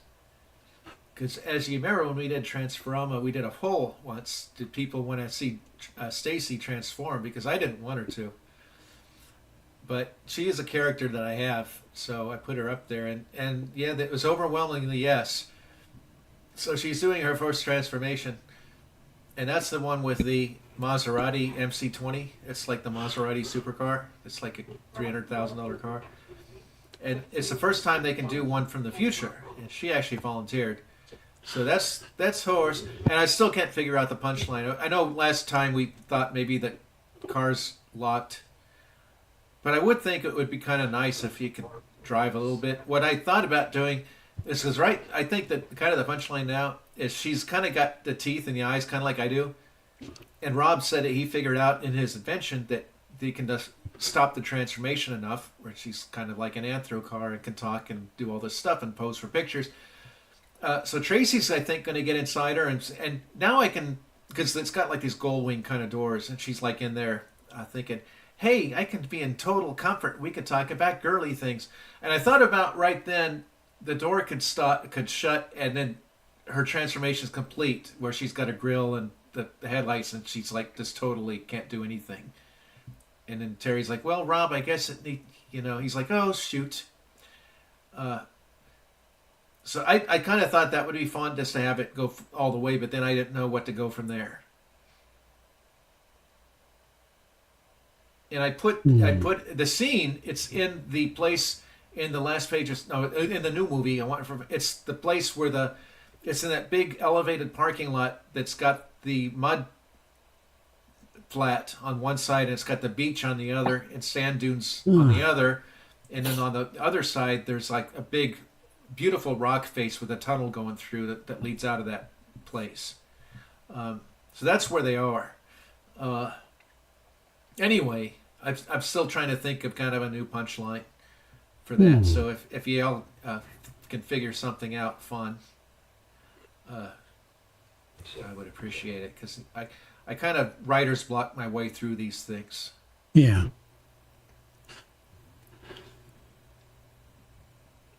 I've been having a lot of writer's block lately. Yeah. Trying to come up with new therapies. I haven't come up with a therapy lady in months because of writer's block. Well, it's because you don't ask us for help. See, I'm asking you guys for help, and you guys will help me with it. Yeah. Well, I'm blocked, but it has nothing to do with writing. So. Yeah. Oh, Darren gave me a little life hack, because you remember how if I have like the chili ramen, I'll end up having like a jet engine coming out of my butt. He said, well, follow it up with like a milkshake. Drink some milk, and that'll help neutralize what you got in your stomach. And I think it worked. I think that's a good idea, Darren. I think it worked. I was making jalapenos one day and didn't wash my hands good enough and touched my eye. And it burned. Luckily, it was just one eye, so I'm Googling with the other eye. And Google told me that milk would neutralize it. So ran downstairs, poured milk on a paper towel, slapped it on my eye, and it was instantly better. Oh wow! Yeah, really? Okay. We do the same thing with OC spray, the Oralson capsicum spray. They actually have a thing, but it's actually got the same enzymes in it as milk has, and it'll. Well, there's a rule of life that the more caustic the substance on your finger, the more your eye is going to itch. Yeah. Yeah, and I would get that occasionally where I'd be on my bike and I'd be riding to work or whatever, and I'd be sweating, and the sweat would sting my eye. Mm-hmm. And I'm thinking, because your tears are salty. I looked it up. It says, it's if you haven't had enough water, there's more salt than there ought to be. It's in your sweat, and if there's enough salt, then it'll make your eyes sting. Mm-hmm. So if your eyes sting, well, you don't do that. But I put a lot of pepper in my eyes. Yeah, there you go. But the main thing is to drink enough water, and that way the sweat isn't, potent enough to make your eyes go. Because it's really fun trying to ride your bike when you can't see. Oh yeah. So this is directly related to that, but the Nazis had a ME 190 or 109 and a BF 109 or 190. Their two main fighters were 109 or 190. Mm-hmm. And that's just too easy to mix up. So there was just no limit to the evil. They just did that on purpose, I think. Well, Tony can tell you all about it. So guys in their 50s would get confused. I'm always confused anyway. Well, the guys who flew them were in their 20s, so they could pretty much handle it. That's one of the very few. That's a BF 109 E model. And it's the only one that's flying with the correct engine in it. Does that stand for butt fuck? Yes, it does. It stands for Bayerisch Flugzeugwerke. That's German for butt fuck. If I had said that, I got yelled at for it. Yep. Yep. 'Cause that's all we do, Steve, is scream at you. That's right. Me and Tony talked about the BF 109s this past week, as a matter of fact. Yeah. Oh, really? With the K variant that only came out in very limited numbers, and they just Yeah. Because it was one of the few fighters that was built all the way through the war. Yep. And it first flew in, I think it was 34 or 35, with a Rolls-Royce engine. Because they didn't have the engine that they wanted ready, but they had some Rolls-Royce engines and they put one in it. So it first flew with a Rolls-Royce engine. It's too hot. I think they were trying to restore German. I don't know if it was one of those, but German fighter with I think it was a Rolls-Royce engine. They were trying to restore it in the 90s, and nobody had precise enough tooling to do it anymore. Well, what happened was this same model of plane, they built them in Czechoslovakia. But they built them in Spain, and the Spanish kept using them after the war, but they couldn't get the engines, so they converted them over to the Rolls-Royce Merlin engine. And the only problem is that the engines in there, you can see where the exhaust pipes are at the bottom, because it was a V12 engine, but the pistons pointed down. Whereas the Rolls-Royce, they were pointed up. So they had to flip the whole mounting around and do everything like that. And if you ever watch the 1969 movie Battle of Britain, there's a lot of the Messerschmitts, but they're all the Spanish-built ones with the Rolls-Royce engines. Yeah, the Germans gave the Spanish a lot for their Civil War, and then during World War II, Hitler told the Spanish they needed to help him, and this Franco couldn't because he was washing his hair. Yeah. It was about that dumb an excuse, yes, basically. Well, I mean, they still used the ports of Spain as heavy U-boat ports and stuff like that. So they were still. I was proud of myself. I have to look at that. I have to look that up. I was watching something or reading something about defensible. They would bomb the U-boat ports. I'm like, well, why not build it and put a big old heavy roof on it, and then put a bunch of dirt, 6 feet of dirt on top of that, and then more concrete on top of that. And then I was watching further into the documentary, and that's pretty much what they did. Yeah.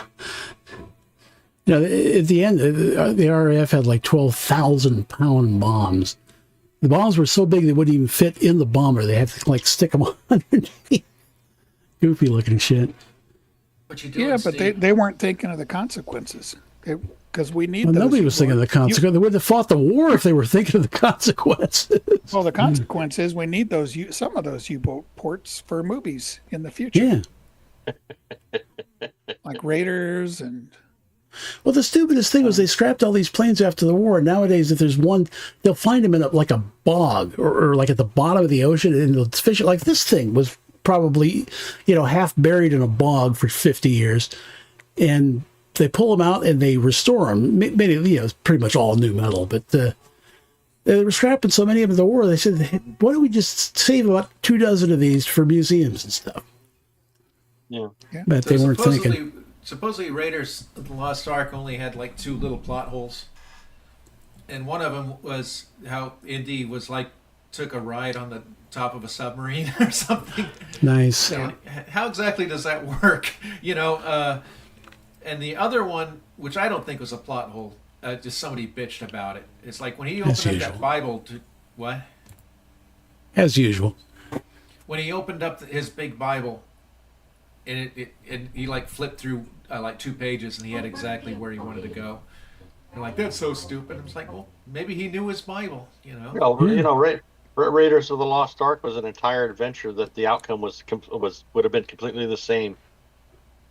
Yeah, except for maybe the Americans wouldn't have ended up with the Ark. Yeah. If Indy wasn't there, knowing where it is. I was thinking about that. Yeah, you've been watching that. Well, You've been watching that sitcom. He watched that sitcom about the gay nerdy guys. Big Bang Theory. The Big Bang Theory, and that was their whole thing. Oh, it wouldn't have Yeah, mattered. well- But then everybody else is like, yeah, it would, and everybody's like, this is why they're wrong, and so there. Actually, I knew about that way before Big Bang Theory brought it up. The whole thing was they got it away from the Nazis. Oh, you're saying they would have looked at the Ark anyway and would have... Yeah. So themselves. The They submarine would have that stuck he it in some warehouse too. the submarine he hitched a ride on was the sub they built for Das Boot. Oh, right. Yeah, they actually built the whole 7, replica, 8 didn't they? scale or something. I still don't know got to why they see do that. I got to figure out which version I want to see. Is that the cartoon with the bunny rabbits? It's real depressing. Yes, that's exactly it. Yes. I don't. Yeah, I think I've seen most of the versions. Watch the English version. Well, and this is a personal opinion. I don't like subtitles because I don't watch the movie. I read the subtitles and miss things. And I think all of the actors did the English for the English version themselves. yes, they did the movie twice. Well, Oh, Tony, really? I'm sure they looped Or not it. twice. Yeah. when we did our movie nights, Yeah. Tony and I would try to do movie nights on Zoom. And Putt's recommendation was a movie called T-34. It was about it was a Russian-made movie about army tanks in World War II. And in my opinion of it, I enjoyed it. It was kind of like Fast and the Furious with army tanks, and they were they were against the Germans. I liked it. Tony didn't like it because the subtitle they dubbed it, and the guys just sounded like they were from California or something. Yeah, it sounded like a bunch of California surfer dudes. And so what I ended up doing was switching the audio track back to original in German and Russian and turning on the subtitles. So at least then it sounded right. This was funny. It didn't bother me at all. I didn't think about it until Tony said that. I just enjoyed the movie. It's like watching these Japanese cartoons where it's everybody speaks with a California accent and none of them can pronounce any of the Japanese names correctly. And if Putt were here, he'd say, "Yeah, damn it." Putt taught me the difference between kaiju and daikaiju. Oh yeah. Well, one of them is like a big squash, like a big white, like a big radish. Something like that, yeah. I think kaiju is monster and daikaiju Just means monster, yeah. Giant monster. Ah, like extra monster. Yeah, we had a Transforma pal who would be in chat.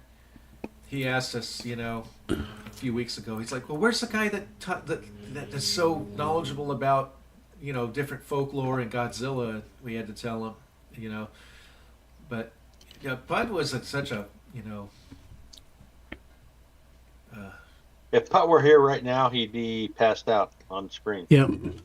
That would have been funny in its own way. But note that, and Putt was really impressed that this woman, Anne Robinson, who was the lead of War of the Worlds from 1953, that she was the one who would dub the American voices for the women and the kids for the Godzilla movies and all those Japanese monster movies. And she's in The Last Page of Summer. Oh.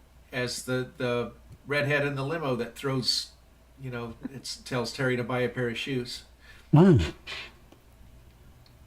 I don't know if Darren knew this. Do you remember the Lord of the Rings, the one that was Rankin Bass that was rotoscoped? Yep. Well, the one who was Frodo-scoped, who played Frodo, it was in The Last Page of Summer too. She was in the limo as well. Nice.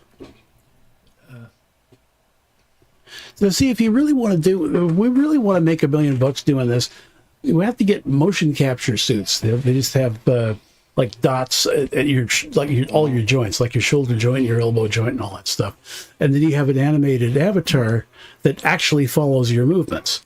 And then you have an animated avatar of a anime girl.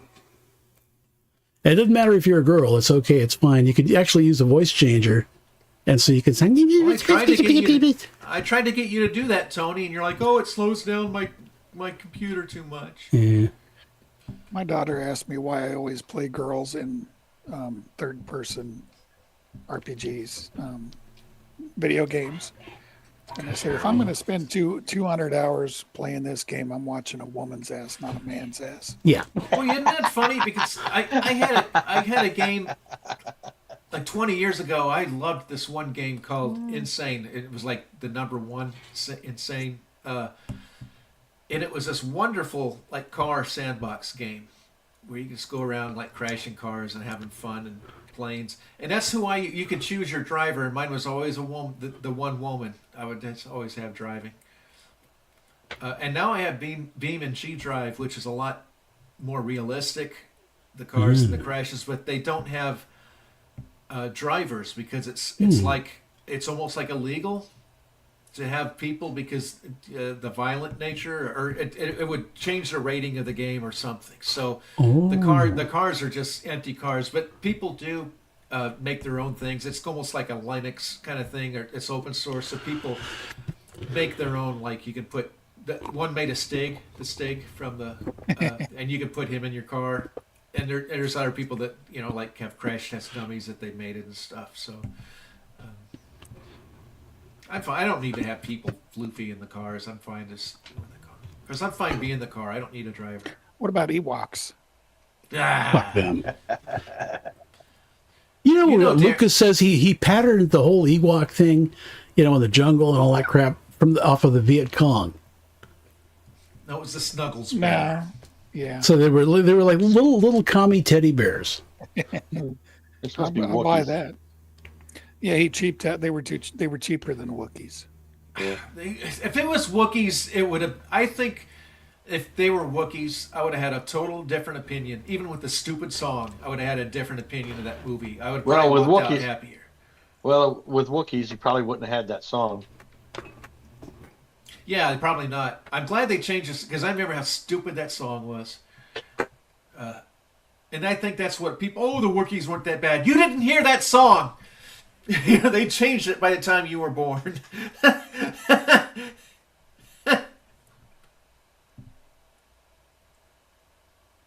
Mandela effect. I don't believe in it, but I do believe that some movies were changed.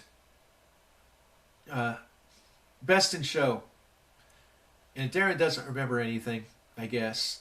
So he won't remember it. Well, I can tell you, I mean, and this is just a Hollywood version or maybe a Disney version, but if you watch the trailers and the scenes and some of the clips from Rogue One before it came out, it was not the same movie as what they put out in the theaters. Oh, that's actually more common than you would think when it comes to trailers. Because they make the trailer before they make the movie. Yeah, but when I was saying with Best in Show, that was the Christopher Guest movie with his kind of improv acting troupe, and it was about people that have dogs in a dog show. It was a funny movie, but spoilers: Jane Lynch, at the end, she's so confident she's going to win. I could have sworn, right when they're calling the winner, she starts to step out, and it's somebody else. And then when I've got the DVD, and when I watch it, that doesn't happen. You see her anticipate, but she doesn't step out. And also,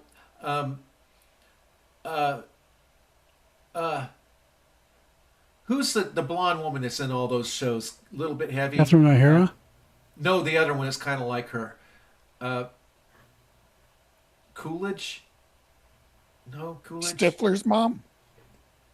Maybe.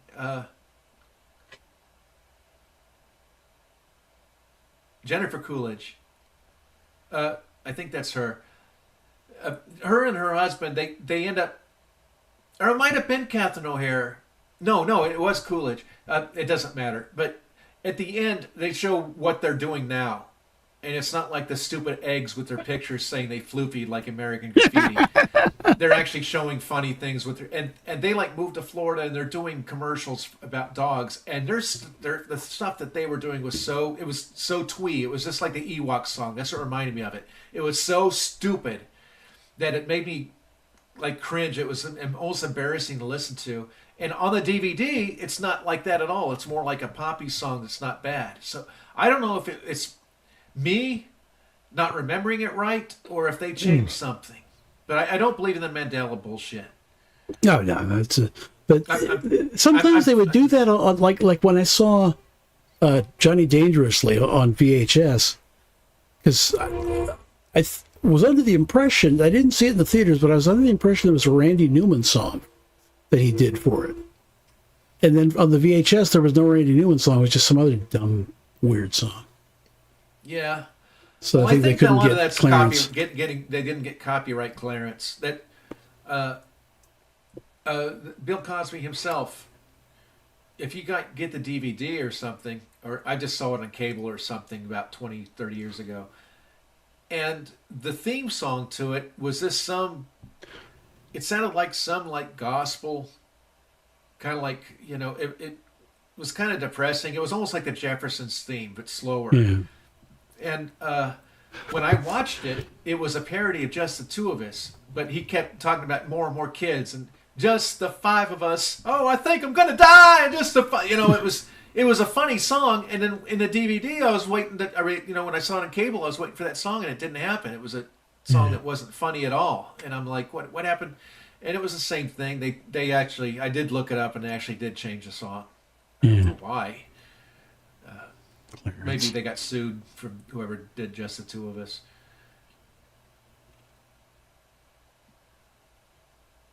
There's been a couple of shows I've seen where the original run on like network shows, they have one song as the bumper music at the beginning, and then when they do syndication, it's a different song that they do.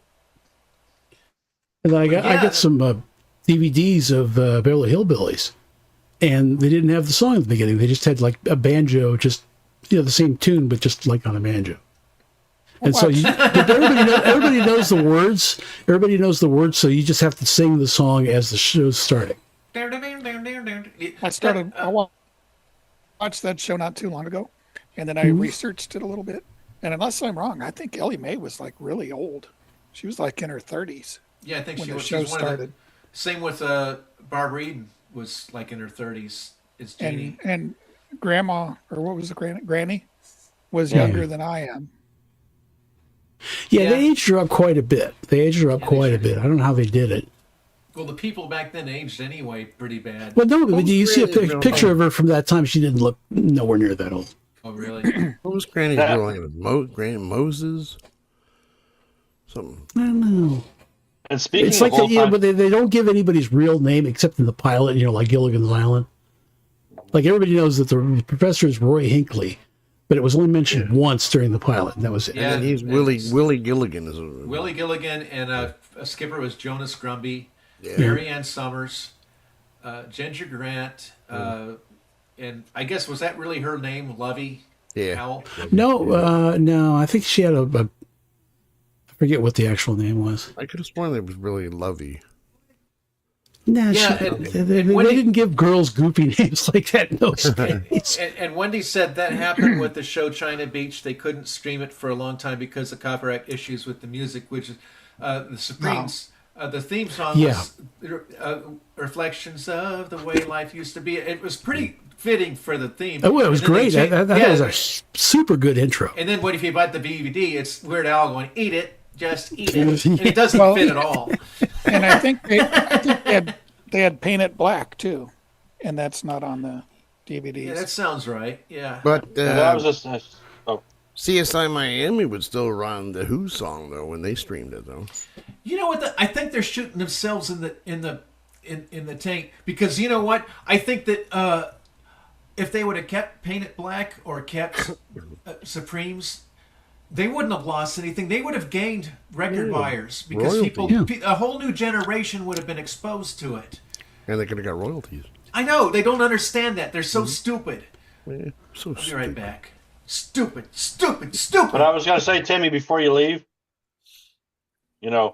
speaking of old actresses, I didn't realize that Maureen McCormick, from the Brady Bunch, she almost kind of got into like soft porn or something after the Brady Bunch or something. Yeah, it was Greg. Which one was she? She was Marcia. Yeah. Okay. Martian. All right, I know what I'm Googling tonight. Yeah, you'll find some videos and some photos that are like, holy crap. Oh, it was the last season. It was season 6. Jan walks into the bedroom and she and Greg are going at it. Up and down. He's like, she got her legs in the air, and he's like slapping her cheeks, and she's like, "It's always Marcia, Marcia, Marcia," and slams the door. And then Cindy comes in. You Susan slipping the juice.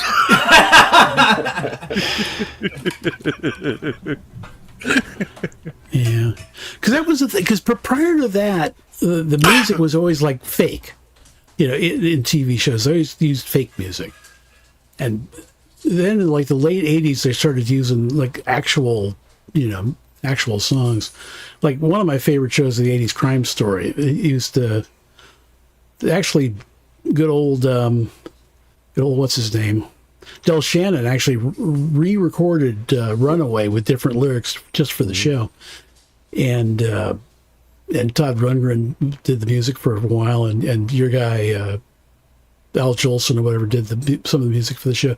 But they used real music, and then they came out in DVD and with the wrong song. There's this one great scene which used Ray Charles' "What I Say," and it's two guys in like a Cadillac. Coupe de Ville and chasing, and the caddy spins around, the door flies open, the guy starts shooting out the door, and it was all to "What I Say" by Ray Charles. Mm-hmm. And then I watched the scene on DVD, and it's like, Mary Had a Little Lamb or some damn thing. So I had to stop the scene, get my MP3 out, and play the right song for it. They did. I know nobody else watches Charmed, but they did that with Charmed. They had that song, "How Soon Is Now," for the DVD, and I think even for streaming they used something different. It was really crappy. And I can't imagine how much they would butcher WKRP. Because didn't they use real music for most of them? Oh yeah, they played songs. I think Dogs. And back then it was before the big home video thing. So they wouldn't have even known to make, oh, by the way, we want the rights to the song for, first run syndication and for home video. Yeah. And made a deal that way. Because they just don't want to spend the 10 cents. If they went back to the artist and say, hey, can we make a new deal for the DVD release? And so they probably say, sure, we would love hearing our music on your show. But then they don't even want to start that process because it might cost $8. Mm-hmm. Well, like MASH, the TV series just had the instrumental. The movie had the freaking lyrics, and what a depressing song. In that case, I don't think the TV network would have really liked having a show that started every week with the phrase "suicide is painless." Oh, did you know it was a producer's 4-year-old son who wrote it? Seriously? 4? Yeah, 4. He's 4. 4? I think that's one of our funniest precious moments is when Putt was talking about Chris Hemsworth, and Tony's like, who? And he's like, he's Thor, and he's like, he's 4. It doesn't work when I do it. You got to actually see Tony's face when he's. That's And it's got to be a Putt's infliction too. Yeah. Well, he would inflict his inflection on it. Yeah. I'm glad we got those precious moments. I need to put out another one. It's been a while. We haven't had any since Putt left us, so.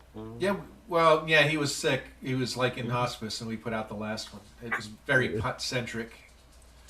When was the last time he was on here? What was the date? Do we remember? Was it in March? No, it was later than that.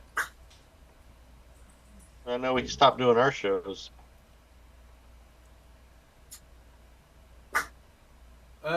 No, it wasn't because Darren was. That's the first time Darren was on our show.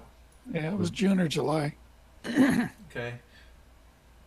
I think the last time he was on our show was when the first time I was at Toy Plane, and it's when my internet went out and I had to do it from Thomas's house. Mm-hmm. And that was the last time Putt was on our show. It wasn't very long before he kind of went into the hospice care thing. Because he got on here and said he was getting better, and then also. Yeah, I thought he was doing better. I've got his last before he signed off. If we ever do his tribute video, when I can get pictures from Gottschalk and Darn, mostly Gottschalk. if you can give me those pictures, I'll put his tribute I show can't. together. I cannot find them. I've been through every box I have. Well, then just give me what you got. You've showed me Yep. like 2 or 3 of them on the show. Yep. Just what we Okay. got. And I've got the last time he signed off, so we'll maybe end the show with that. Because right when he signs off, then it's just silence, and then Gottschalk says, "Well, this show just went into the crapper."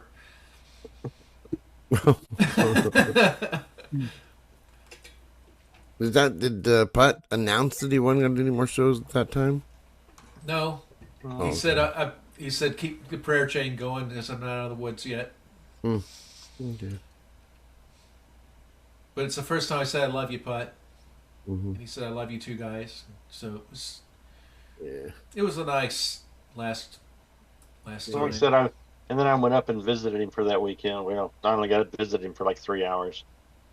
Yeah, but you said in that 3 hours he was only awake for 30 seconds, right? Yep, and I got 30 seconds with him, and then I wasn't going to take up any more of that time with all the family showing up. So it was like,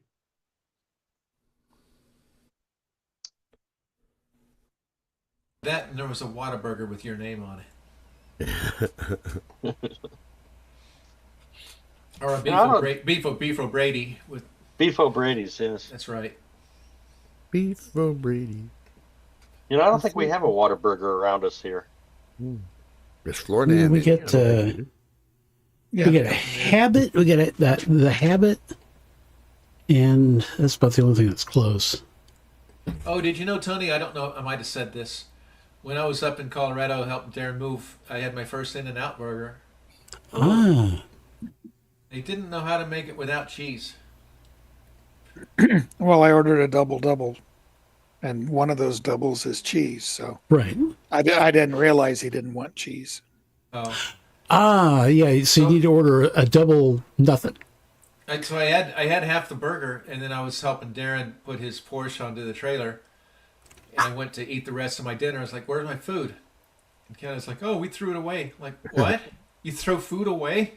That's like totally not my language. I mean, throwing. Yeah, food away. that wouldn't compute with me either. Which one are you taking to, Darren? There's one in Parker now. Oh, okay. I remember when they opened that first one up there by Aurora Mall there, and the first day they had like 12-hour lines waiting to, Yeah. Well, the lines moved pretty fast, but they never went away. Yeah.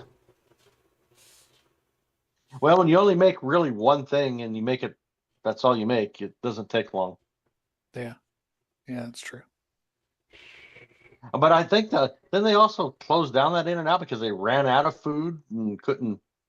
Oh, I don't know. Because they don't freeze their. Yeah. Now they say, "Oh, we don't have a freezer. You serve milkshakes with ice cream." Yes, you have a freezer. What you mean is you don't keep the meat in a freezer. Or Homer Simpson, when he became fat, ate there. What was the police chief's son, the one that was kind of not all there? No, Ralph. what's his name? Ralph. No. Yeah, Ralph Wiggum. Because when or was Ralph the police chief? That was Chief Wiggum. Okay, Chief Wiggum and his son was Ralph. Anyway, Homer decided to get on disability so he could stay home. So he started just eating donuts and everything else until he was just getting huge. And the police chief, the little kid, is telling Bart, he says, "I heard that your dad went to a restaurant and he ate all the food in the restaurant and they had to close down the restaurant." Just one of those things that just sticks with you for. And you know what's funny about that episode? His goal was to get to 300 pounds. Because back then, 300 pounds was like, oh my God, you're 3 Zeppelins glued together. Or 315. And, hi, Scooter. Hey, Scooter. Yeah, you were Terrible talking with about names. the motion capture suits and stuff, and I was thinking, I tried that once, but they told me it doesn't work if you're round. Not less rounds, funny. Yeah. Help! Break out the disinfectant. I was gonna say though, Tony, what's the name? I ate at it in Aurora too. What's the burger place that you go to that puts the egg. You put the egg on there and Fat burger. Fat burger, yeah. Actually had one Yeah, today. They got them. They got one in Aurora. Oh, I worked with a Indian guy, and he was Hindu vegetarian. But one day he decided he was going to eat a fat burger. So There you go. probably going to Hindu hell or whatever they do. Throw poop. How's that any different from every day? But No, the Hindu hell would be the Temple of Doom, Darren. Oh, where they rip Molaram rips your heart out. I hate that. I've had that happen before. Yeah, but it was still beating, so it wasn't too bad. I haven't seen that movie in at least 20 years. At the time, it was one of the most exciting movies ever. Because I think of Gottschalk and Putt. So they had this thing going where it was kind of like pre-Rickroll, where Gottschalk would say that to Putt, "Oh, we're going to go watch some movie," and he'd go to the theater with him, and it would be Raiders. It would be the Temple of Doom, and he pulled that over on him. What, 3 or 4 times probably? Where you? I think even Darren was involved in one of those one time. We saw Temple of Doom like 6 times in like 2 weeks or something. It was. I remember seeing it multiple times. I still never seen it. I just remember that stupid. Well, it's not stupid. It was a stupid experience. That Treasure of the Four Crowns. Yeah, I've still never seen it. I'll never forget that. You can't find the damn movie. Really? Yeah. I thought it was on like Paramount Plus or one of those things. No, we're talking about Treasure of the Four Crowns now. It was a 3D movie, and the only thing that the reason I remember it is because we trekked out on foot in the middle of a blizzard, and we went to the Buckingham Square, which was a long way to when you're walking. It was miles and miles, and when we got there, we were snowmen, and we totally thawed out while we watched a movie, and we had to make the trek back. It was now 20 degrees colder in the middle of the night, still a blizzard, and now we're soaking wet. Good times. Good time. Oh my gosh, that was terrible. That was horrible. I'll never forget that. And then me and Darren and a whole bunch of us rode our bikes down to that Music Land or whatever it was and waited in line to see Pia Zadora when she was there. She was cute for a girl. I'll be right back. Scooter's got to go out. Yeah, and then good for a Jermaine girl. Jackson. Okay, yeah. Yeah, Jermaine Jackson and Pia Zadora had a song together, and they were going to do an appearance in the Northglenn Mall, and we were going to go there. See you, Steve. Come back quick. Or hurry back, however you say it. Anyway, what is that thing you're putting? It looks like a butt. That's the Blob. I guess. Beware of the blob. Yeah, but we were going to meet Pia Zadora and Jermaine Jackson. And I remember even calling them all because Darren would, it was kind of his gopher, so he asked me to call them all to make sure that they were going to be there. And they said yes, but then they canceled anyway. Wendy said, I am probably the only one, but I was watching Temple of Doom recently and hadn't watched it in a long time, but noticed for the first time that the bar at the beginning is Club Obi-Wan. I didn't know that. Yeah. Interesting. I didn't know that. I guess I didn't read it. I might have known it before, but I forgot it. Interesting. Did you like it, Wendy Lou? I haven't seen it since probably the 80s. I got the trilogy on DVD. I don't know if I think I've watched the first one. I love Raiders of the Lost Ark. I think it's a classic. Really? Well, now it's called Indiana Jones and the Raiders of the Lost Ark. Screwed Lucas. Yeah, it's episode 14 or whatever the hell it is now. Yeah, that -4. See, I love this. Asshole. Well, I can't get it to go higher on the screen. He yells at me for trying to do that on the screen, and then he does it. This is a test of the system. There is no emergency. Yeah, but you made my phone vibrate for like 5 minutes solid. And it's like, there's no emergency. Okay. She did. She loves the original trilogy. I loved Raiders of the Lost Ark, and I liked the last one too. I thought that Indiana Jones and the Holy Grail. I thought they were both good. The middle one, that kid was just so loud. Yeah. Yeah. Well, Sean Connery was great in the Holy Grail. I named a dog. I am the last dragon. We're James the Chogan, Janet. Yeah, I am the last. I am the last Bond. Okay, Donnie. Yeah, if I get a $2,000 check from you, I'm probably gonna have a goddamn heart attack. Oh, are you still getting those things from Richard Pryor? You know, that Yeah. Publishers Clearinghouse. Ed McMahon, same difference. No, Publishers Clear. One of them, I don't know if it was American. No, Ed McMahon was American Family, but I think Publishers Clearinghouse went belly up, and they're not giving the people their prize money no more because they ain't got no money. Oh, and they promised them the prize money. Well, because when you win, they don't just hand you like a big, huge bag of cash. They pay you over, 50 or 60 years or whatever the hell it is. Oh, really? And yeah. Yeah. Now, one thing I will say about the Indiana Jones movies, I mean, yes, the last two, The Kingdom of the Crystal Skull and The Dial of Destiny. I'll tell you what, I enjoyed The Dial of Destiny more than I did Kingdom of the Crystal Skull. I haven't seen that. Yeah, I didn't see the Dick of Destiny, but the Crystal Skull was bad enough when they got into the fridge. And good old little Shia LaBeouf. I can't believe you even watched that, Gottschalk. What do you matter with you? It was. I have Disney Plus, and what are you doing? Disney Plus. We get it free with our Verizon, so. Yeah, I get Disney minus, and it's not as. Yeah,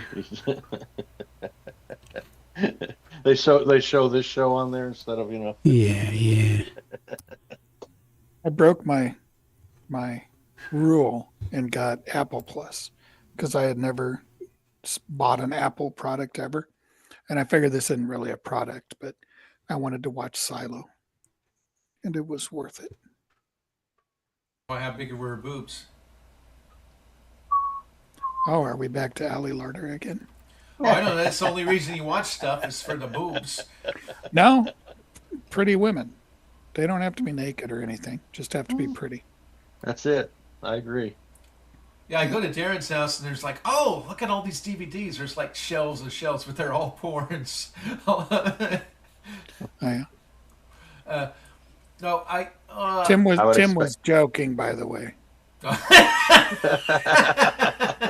We're gonna get Gottschalk and Tony. We're gonna come over. He's gonna fly down here. I don't think I fit in airplanes anymore. Yeah, I'm right there with you. Just hop on I-10 and just drive east. You'll get here. No, the last plane I was up in is an L-1011. There's only one of those that's still flyable. Boy, the last one crashed in the 60s, man. I heard good they things were about built in the 70s. But no, one is operated. It's not NASA, but it's some other research thing that they do some kind of like where they fly around and check for radio waves or some crap. Did they ever crash? 1011's a pretty good. Everything crashes, but the 1011 had a pretty good track record. It was the DC-10 that had the bad rap. Well, unfortunately, that seems to have carried over to the MD-11. Yeah. The problem is everybody's already drawing conclusions, and I'm going to wait to see what the hell happened because that was that. Was it UPS or FedEx where the engine came off? Yeah. Oh yeah. Which is what happened back in was it Kansas City? Back in '79. No, where the entire where the Sioux City. No, it wasn't Sioux City. I thought it was Chicago. Yeah. You're thinking of Donnie Darko. Because the pylon actually came off the wing because they were in the habit of taking the engine nacelle with the pylon on the nacelle and then taking the whole thing up with a forklift and putting it on the wing, and come to find out that stressed the little tab that holds everything together and it cracked. And so the engine, not only did the engine come off, it flipped up and over the wing as it was coming off and took out the flaps and everything on that wing. I seem to remember there was another one that crashed in, I guess, Dallas. This is my memory, so this might not be true, but this is my memory. that it was a big newsworthy thing. And I remember making a connection in Dallas when I was like 18, and we're coming onto the runway, and there's that burnt out tail section is still there in the median. That's my memory. Don't leave stuff like that around. I didn't make a museum out of it. It just happened like days before. Oh, okay. But I mean, that's my memory of it. Maybe I just saw it in a picture on the, on the newspaper, and it ingrained in my memory as I'm coming in for a landing and saw it. But that's my memory. Mm. So take it for what it's worth, but one of the crash investigators, I don't know, FAA and TSB, whatever it is, told me that the TWA that was hit by a missile, the one that Final Destination was kind of based on. Oh, 800? 800. Yeah. Because they had because it sounds like a stupid story. Oh, the center tank was empty and there was something that made a spark in the fuel tank. But you would think 747s at that point had been flying for 30 years. Only now that is a problem? Yeah. My grandpa was a jet mechanic, and one of his friends was one of the investigator. I don't know if he was on that crash investigating it, but he said, yeah, we all know it was a missile. The news said it was a missile, or at least like the talk radio was saying it. I assumed it was a missile. Yeah. But I don't know, a missile from what? I thought it was launched from a boat or something, like from a boat. Well, no, it's like, oh yeah, we guess we shouldn't have put that sparkler in the gas tank. So yes, Tony, it was Flight 191 out of O'Hare that crashed. It was Chicago O'Hare, yeah. And it crashed in Des Plaines, Illinois, which is probably what you were thinking. Steve's into that stuff. He watches those crash videos. Oh yeah, air crash investigations. Did you see the footage of that UPS one coming in? That's like the new news story. Is it?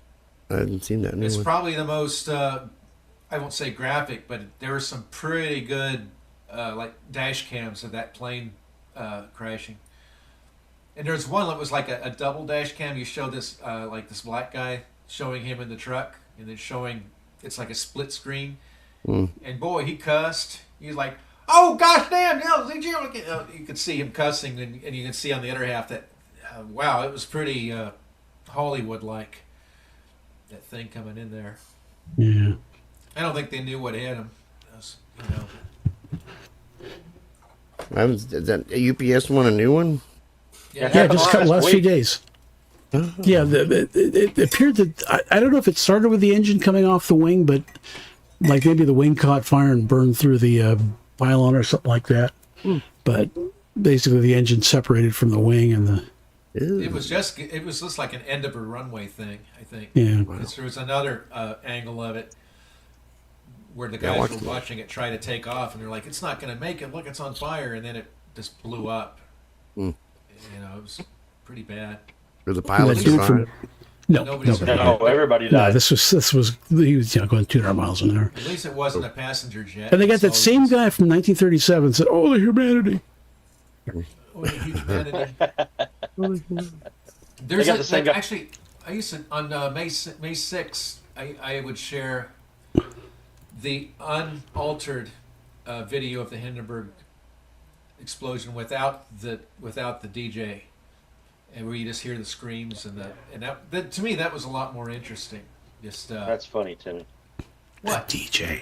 No, because I was just getting ready to say, put the guy from the Hindenburg crash on the UPS flight crash. Oh my God! Well, I had heard that they actually sped his voice up the same way they did Del Shannon. I don't know why they did that with men back then. Hey, let's make them sound like a chipmunk. This is Casey Kasem, and we're at the side of the Hindenburg. Oh, the humanity. No, I don't think they did it deliberately. I think it was just the recorder that he used kind of ran slow. Oh, that could be. It's very old. I mean, I heard when they showed that Hindenburg crash on the pre-roll, the news pre-rolls in the movie theaters, people were running out screaming. They'd never seen anything like that before. I saw a movie, one of those movie serials that they used to have. Playing on the Vortex, and it was Buck Rogers or Dick Dodgers or Snickle Doodles Dodgers, whatever the hell, and they used the footage of the Hindenburg in the thing. It's like, was it like a too joke soon? kind of thing? No, it wasn't any joke. No, it was because they had the bad guy, had Captain Doom or whatever had a Zeppelin, and they used that footage. I was watching it. That's footage of people dying, you stupid ass. Yeah, really. It was a time travel show I was watching, and the first episode they went back to the Hindenburg and they prevented it from crashing. They just taped bubble wrap all over it. Now we all have tails and Was that Quantum Leap? muzzles. No, Quantum Leap, the first Quantum Leap, he actually leaped into the X2. Oh, Might have been the orange reboot. the orange thing? Chuck Yeager flew the orange thing? yes. No, this was a white thing. It was the X2, not the X1. It was the next one. And that one crashed and the guy died, and he didn't crash it and the guy didn't die. Although the problem was he didn't use the real pilot's name. It was like Joe Jackson or something like that. So it was, the real it was pilot just was Milburn Scott Apt. Cross, wasn't it? Oh, Well, Crossfield, Scott Cross. I think he did fly that, but he flew the X-15s. He was famous for flying the X-15s. Hey, Steve, But this was a didn't guy you named Apt that he did die in a crash. Hey, what? Steve, didn't you say the Walnuts, the Waldens, that they ended up, John Boy went to Lakehurst, and he ended up stopping the Hindenburg explosion from even happening or something? Well, he was there, but this is a different actor. It wasn't John. It wasn't. No, he was standing next to the thing with a damn cigarette and a Zippo. He caused it. That's when Richard Thomas quit being John Boy and they got another actor to play him. Oh, gross. Hey, that guy that I like, Paul Van Scott, the guy that kind of looks like a mix between Reuben Kincaid and Brian Keith. You might like him, Tony. He's got a YouTube channel, and he always responds to my comments. But he basically just talks about TV sitcoms and stuff and commercials from the 60s and 70s and 80s, pretty much. Is he allowed to play clips? Yeah, he plays clips all the time. I Hey, don't know how isn't it he gets away copyright with it. Yeah, he gets away with it. I don't know how he does it, but but he actually showed the stage test of Bo and Luke Duke before the show was ever released. Them doing a screen test. A screen test, and it's got them like crawling through a window and looking for something. Something about pirating records, and it was so interesting. They were so good. I'm like, and I commented, I'm just like, I could see why they were chosen. They were so good at it. They were just natural together. They're, when they were scared, they were like scared when they heard something, or when they were laughing. And it was just perfect. I'm like, shoot, no wonder they were, because John Schneider he lied about his age. He was only 17 when he got the role. Oh, was he? And he was from like New York. He wasn't a Southerner at all, but he managed to. Yeah, he just.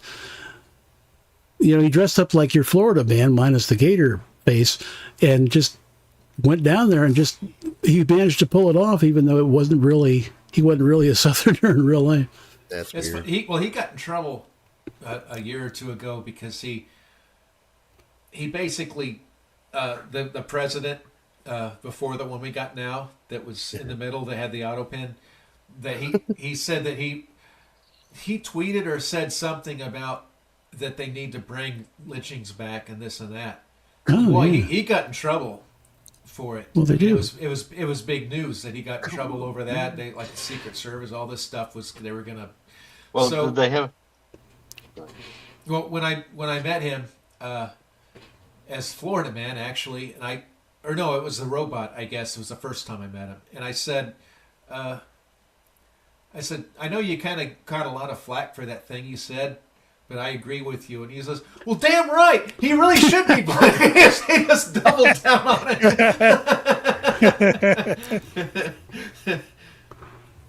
I was going to say, did they have the screen audition, for Barbara Bach? Come on. Help us out. You mean Catherine Bach? Or Catherine Bach. Yeah, not Barbara. Yeah. It'd be nice. I had to, that's probably what I should have commented. Yeah, I want to see the Daisy Duke. Well, what's so funny is they made her wear, because she wore the short shorts, and they thought, let's make it less obscene and have her wear pantyhose under them. What's the difference? As long as she shaves. I know. It's the same with the girls, the Hooter girls. Yeah, the Duke boys, they shaved their legs before they started. Did they? Well, who doesn't? I know Boss Hogg, he shaved his legs. Boss Hogg did. He didn't want to wear a fat suit. He wasn't actually that fat. Oh, He really? wasn't really that What? fat. They had to like pad him up. Wasn't he like a famous spy and No. spoke like 15 languages? And the actor. No, that was the played guy. him That was off? the guy. No, that was the guy from the Gong Show. That. Yeah. Oh yeah. The Barris, Chuck Barris. Yes. Really? Yeah. He was a spy? But Sorrel Book, I saw him in a 12 o'clock high TV show episode, and he was kind of pudgy then too. Elvis was a CIA agent. Yeah, honorary though. That doesn't count for anything. FBI. No, he got the thing. He got the little badge in the friggin' in the Cracker Jack box, in the Yeah, cereal box. Well, you know that guy I can't stop talking about, Al Cooper. It's like he ended up getting a doctorate or something that from like Harvard or something, and it's just like, how does somebody feel? How does that make somebody feel who's actually put in the 8 years and $200,000 in student loans to do that, and then to just give it to a rock star? Well, Bill Cosby got an honorary doctorate from like Harvard or Yale or somewhere. I honestly think if they're going to take taxpayer dollars, there's none of this honorary bullshit. With Bill Cosby, he has an EDD, a doctor of education. Yes. Do you remember when Mrs. Your guy, the old guy who was there, his wife insisted on being called Dr. Jill? She had the same degree his exact same degree that Bill Cosby has. Come on, man. And if you watch the Cosby Show back in the 80s, it did say, created by Dr. William J. Cosby. I don't know his middle initial. EDD, which is not ED, but Doctor of Education. Well, if you listen to the Fat Albert theme, at the end, he's like, "This is Bill Cosby." What is it? Jello pudding. It's Bill Cosby. Something that said, and if you stick around, you might learn something before it's done. And it's like, then it's like, hey, Fat Albert. Hey, Fat Albert. What's this in your lunchbox? It's called a roofie. A roofie? Well, roofie's our little pal that hangs. No, that's not Rudy. It's a roofie. What's that do? Why don't you taste it and find out?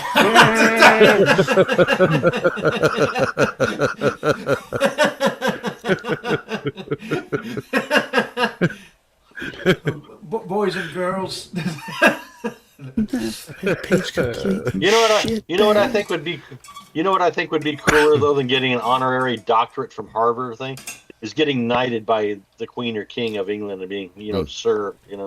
Yeah, speaking of unless it was just honorary. Yeah, just an honorary. Yeah. So they actually going to have to get on horses and fight for the They should. Yeah, honestly. Well, that's the whole point, isn't it? Yeah, I would have thunk.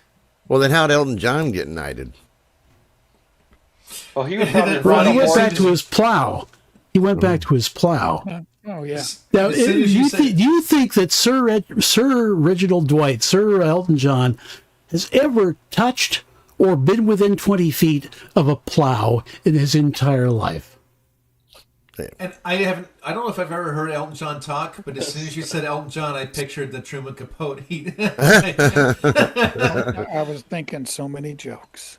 I'm gonna see my son now. Isn't Sean Connery knighted too? Yeah. It better have been. Well, he's dead now. So, Only the but he daytime. actually did fight dragons, though, didn't he? I'm the last. Yeah. What? I'm the that last was the airfighter fart. That was the stupidest idea ever. Having him voice the dragon in Dragonheart, because all I could picture was Sean Connery in a booth. You get someone with the most kind of iconic, memorable voice to do like something. You can't do that. But what were you just saying before that? Before Sean Connery and the Elton John. Yep. If he ever touched a plow, I'm going back to my plow. You know, Goodbye Yellow Brick Road. I did look up the Daniel song, what was behind it. And it makes less sense now than before you looked it up.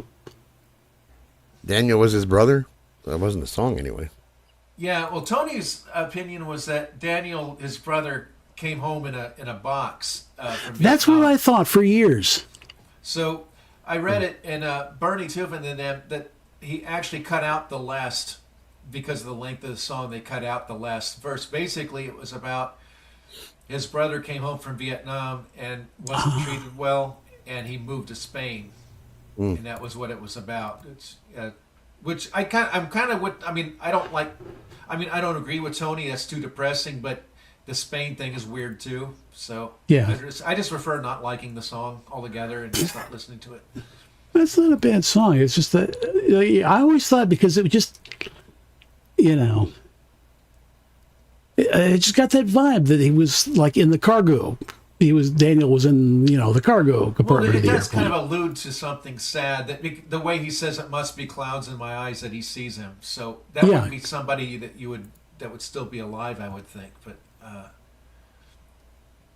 oh, I thought he was saying must be the clowns in my coffee. Yeah, that was it.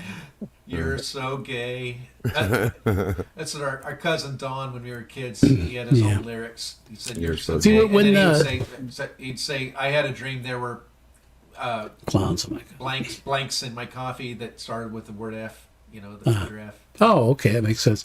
Yeah. See, that was the premiere of Indiana Jones and the Crystal Skull. Sean Is that Connery, you in the black coat? Yeah, I think so. Yeah. Is that Phoebe Waller-Bridge, the lady there, the one that ruined the ruined Indy? No, but in any case, we were all there, and that's me in my Indy suit, and they have their packs and all that shit. We all got the hats on, so we saw the premiere. There's a nod to Sean Connery in Star Trek V, The Final Frontier. Oh, good. They were trying to get Sean Connery. They wanted him to play Cybok, the Vulcan brother of Spock. And so they couldn't get him, so they decided to name that planet Shakari. Nice. It's a nod to Sean Connery. Sean Connery, Shakari. Because we were all watching the thing, and we saw the trailer for the Get Smart, you know, the reboot Get Smart with Steve Carell, whoever in it. Yeah. Saw the trailer for that, and we saw, you know, Indiana Jones. We saw the Shia LaBeouf and all this stuff, and the motorcycles and all that. And at the end, they're getting married, and Indy's hat blows off. Because, you know, that's the old joke. Because if you watch the old serials, you know, the adventure serials, those hats were on with like epoxy or staples or both. It never came off. Indy's hat was always coming off, and he was always having to go after it. And so his hat blows off, and Shia LaBeouf bends down to pick it up, and the entire theater goes, "No!" And the last second, Indy comes and grabs the hat, and everybody just cheers. It was like the high point of the whole damn movie. Yeah, but if they'd have known that the Dial of Dysentery was coming out, they probably would have just given it to Shiloh, and just like, he probably can't do any worse than that. Because I was with these guys. Chuck likes everything, though. Oh, yeah. I was with these guys at a big, down by the Queen Mary, and they had the guy who actually made the Indy jackets for that movie. You know, Indy's jacket and the Shia LaBeouf's jacket. And he had, you know, one of the jackets he'd made for Shia LaBeouf. And he picks the thing up, and I could have used it as a hand puppet. I could have put it on my hand like this and said, "Hi, I'm Shia LaBeouf." It was that small. I actually have a little soundbite of that when they pick up the hat and everybody says no. That was it. That was pretty much exactly with that, with that inflection and everything else. So Tony cosplays too. So did you get a lot of comments when you all dressed up? Well, I can't remember. Yeah, how long that movie came out? It was like 2008 or something like that, or 2009. Cosplay is dressing up. Yeah, I just don't feel like I'm, you know, because I don't paint stuff on me. I don't go that far. Hey, darn. Yeah. You can laugh here, but Bob Hope did receive an honorary knighthood in 1998. Oh, Well, he was born in Isn't England, that- though. He was isn't- actually from England. So, Isn't that the only kind I of think he knight there is? went after a dragon or two in the movies. yeah. He got knighted because he was the best cue card reader. With that, and he kind of went to war zones and shit, which is it's not bad. I just never got into Bob Hope because you could tell he was reading from cue cards. I just never Like got into it everybody because else. none of his jokes were ever funny. No, they weren't. And even my That grandpa too. Lloyd, one time he came out and just told me that he's like, I never understood. Bob Hope never once laughed at anything he ever said. And I'm like, me too. I thought it was just me. And I remember I think a couple of my non-joke Bob Hope jokes that I just made up made it onto our precious moments. But it's just like I think one of them was like, so my secretary came in with a lollipop. I said, are you sure about that? It's just they're just non-joke jokes. They don't make any sense, and everybody laughs. And then The problem is you told the joke with the proper timing. yeah. Well, there was one non-joke joke. It was the same thing that actually did kind of sound funny in the end, but it wasn't supposed to be. It was like, so I was in the tub this morning. My wife came in. I said, "Hey, can you make me excited?" And she threw a typewriter at me. Now, see, Steve laughed and you didn't. No, Tom, I didn't laugh. I didn't get it. You did because you didn't laugh you laughed and Tony didn't, and now Tony laughed and you didn't. So it's funny what a joke can do. You get me excited and threw in a typewriter. Yeah, I was in the tub this morning. My wife. You don't came in and said, analyze "Hey." jokes, Steve. It's Yeah, you just don't if it hits you funny or not. Yeah, exactly. Well, it took me 10 years to get the other one, so maybe it's 10 years later. We call those No, jokes. it's like or it's like putt. What he said, didn't he say that time when I had my stroke and I started laughing? I didn't think it was funny. I just thought it was just so it was so inappropriate to start laughing at that made moment. a precious moment too. That was in Yeah. I think the last precious moment. Darren and I we once he had a Mad magazine that had these non-joke jokes that had us in stitches. There I am with Mad the Queen Magazine Mary. did that anyways. Huh? I said Mad Magazine did that anyways. Yeah, there I am Yeah, I with the mean Queen Mary. there's one of them. A guy who's like, my I high see you school- there, Tony. What's that? I said I see Which you there. one am I? Yeah, there you are. I was just about to sing "Putting on the Ritz." Speaking of non-jokes, I do that dumb Jarn act a bit great, and I get it from this. I can't. Yeah, just make sure put it below your face. Perfect. It just has to see enough of your face. Oh, it's from highlights. Yeah. Did they have like Goofus and Gallant? I remember Goofus and Gallant. I always felt more like Goofus. Gallant was a pain in the ass. Hey! In the putt tradition, I thought we'd play a game. So, let's each make a comedy episode about a person in our group. Okay, I'm going to start. Okay, so Darren is my subject. So Darren has a sitcom. So he's at work, huh? We got to make a sitcom out of somebody in the group. Yeah, just a sitcom story. So Darren is at work, and his boss says that they've got a new client. It's Winn-Dixie, and his task is to block people from putting in a certain phone number for their rewards card. And Darren's like, "Oh shit!" So he starts saying he has got a tummy ache and has to leave. So he goes to runs out to Winn-Dixie and buys $1,000 worth of groceries.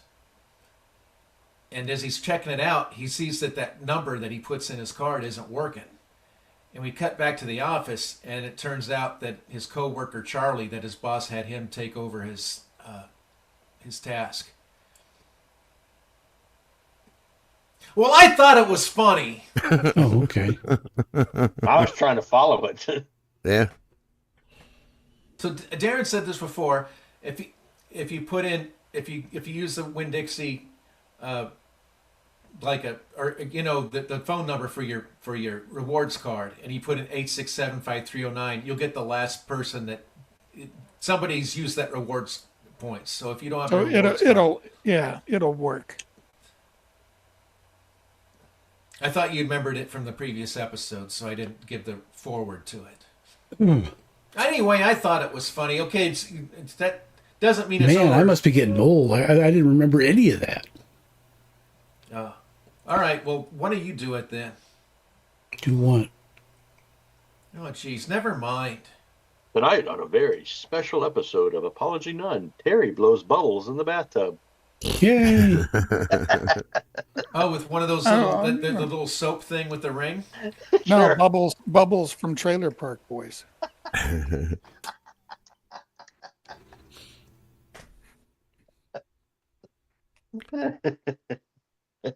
Okay, I thought it was funny. So, And Steve, before you ask, no, it's not for sale. I'm gonna fix it up one of these days.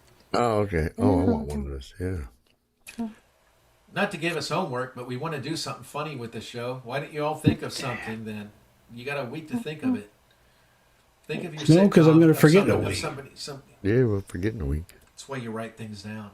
No, the sitcom I was going to come up with is for God's talk. Something about he has to come out of retirement as police chief, but he has to do it. And then it's where I get lost. He has to do it. Yeah. Well, it's going to be like the day that yeah, there you go. No, it's always going to be undercover police chief. Yeah. There you go. He's got to be partnered with somebody who's a complete asshole.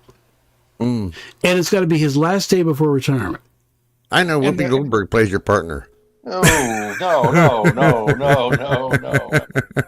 And we could. Isn't it like every cop buddy picture? M. Night Shyamalan can direct it. So at the end, the guy that's going to retire the next day, actually in the weird twist, retires the next day and has a that's different. Now, what was the movie where Stallone played like a bookworm nerdy guy? Was that Tango and Cash? Rambo. Yeah. Rambo. No, is that Tango and Cash? I thought he was another like a Rambo type. But he was like really, really bookish and really, not. He was like real straight, like playing like a Joe Friday kind of guy. I don't. Alone? Yeah. No, it was kind of against type for him. That was with Kurt Russell. That's where the food bar came. But Kurt Russell was the goof up, and Stallone was like the straight laced guy. Was he? I mean, he was still tough, but he was like the straight laced guy. My favorite Sylvester Stallone was Stopping My Mom Will Shoot. Yeah. Never With saw that Getty. one. Oh, it's funny. She kept showing up on all his crime scenes. Yeah, it's one of those things that pops up, and it's like, I'd never even heard of this before. Never heard of Stopping My Mom Will Shoot? I've heard of it, but it was like maybe once. It's just like, but it was like after the fact. I don't remember seeing trailer for it. I don't remember. But you can it. imagine Estelle Getty. You remember her? Yeah. You can picture her being the mother of this tall, brute cop guy, and she just sticks her nose into all of his police business. When you said she sticks her, I was like, oh my. Into his police. Get away from my police business, Mom. I was putting on a roof. You're stubborn on. You used to do a good Tony Gagnos. Well, I will after Darren's thing. Go ahead. I was putting on a roof in like '89. It was me and a bunch of Guatemalan guys up on a roof, and my grandma stopped by and brought us all popsicles, and that wasn't a dream. It really happened. Oh, that's nice. Yeah. I have no idea how she knew where I was. Maybe I told her the subdivision I was working at or something. It's like I've got a memory of walking home from elementary school, and I'm just looking down, and all of a sudden there's my cat Hickory on the sidewalk, and I'm like nowhere near my home. It's like halfway between my house and the school, and then my mom was there, and she had the dang cat on this, and I didn't even know my mom was there until I was looking down, and there's Hickory. It's a real memory. It wasn't a dream. It's just one of those weird things, kind of like what Darren's saying. And Steve, you ought to play. I think my Tony Gagnos impression is best is Superman. Oh, Do you have that wrong channel moment? Oh, I don't think so. I have to rip that from the show. I know I played it on Fun Hour before. Yeah, I'll have to look for it for next week. Hey, before we go, give me a on-the-spot round robin, if you don't mind, to finish up my Transforma thing so I can finish this thing.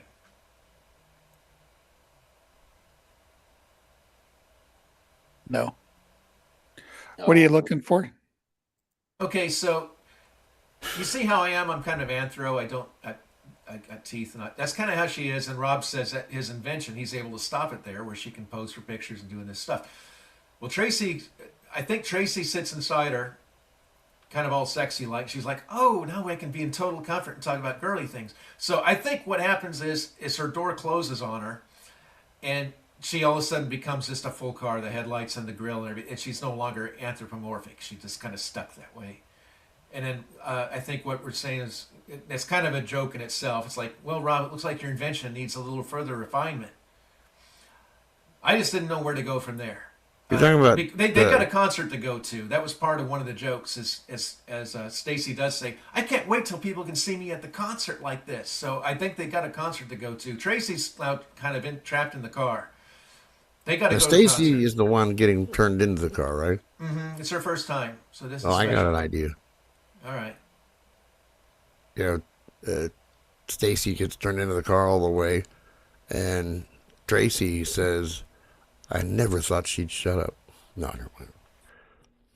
I like that. Because she's always a talker. I like that. The problem is it contradicts her saying, girl talking. Maybe Tracy wouldn't say it, but maybe somebody else would. I'll keep that in mind, Steve. I like it. It's a funny joke. Anybody else? It's just so funny that.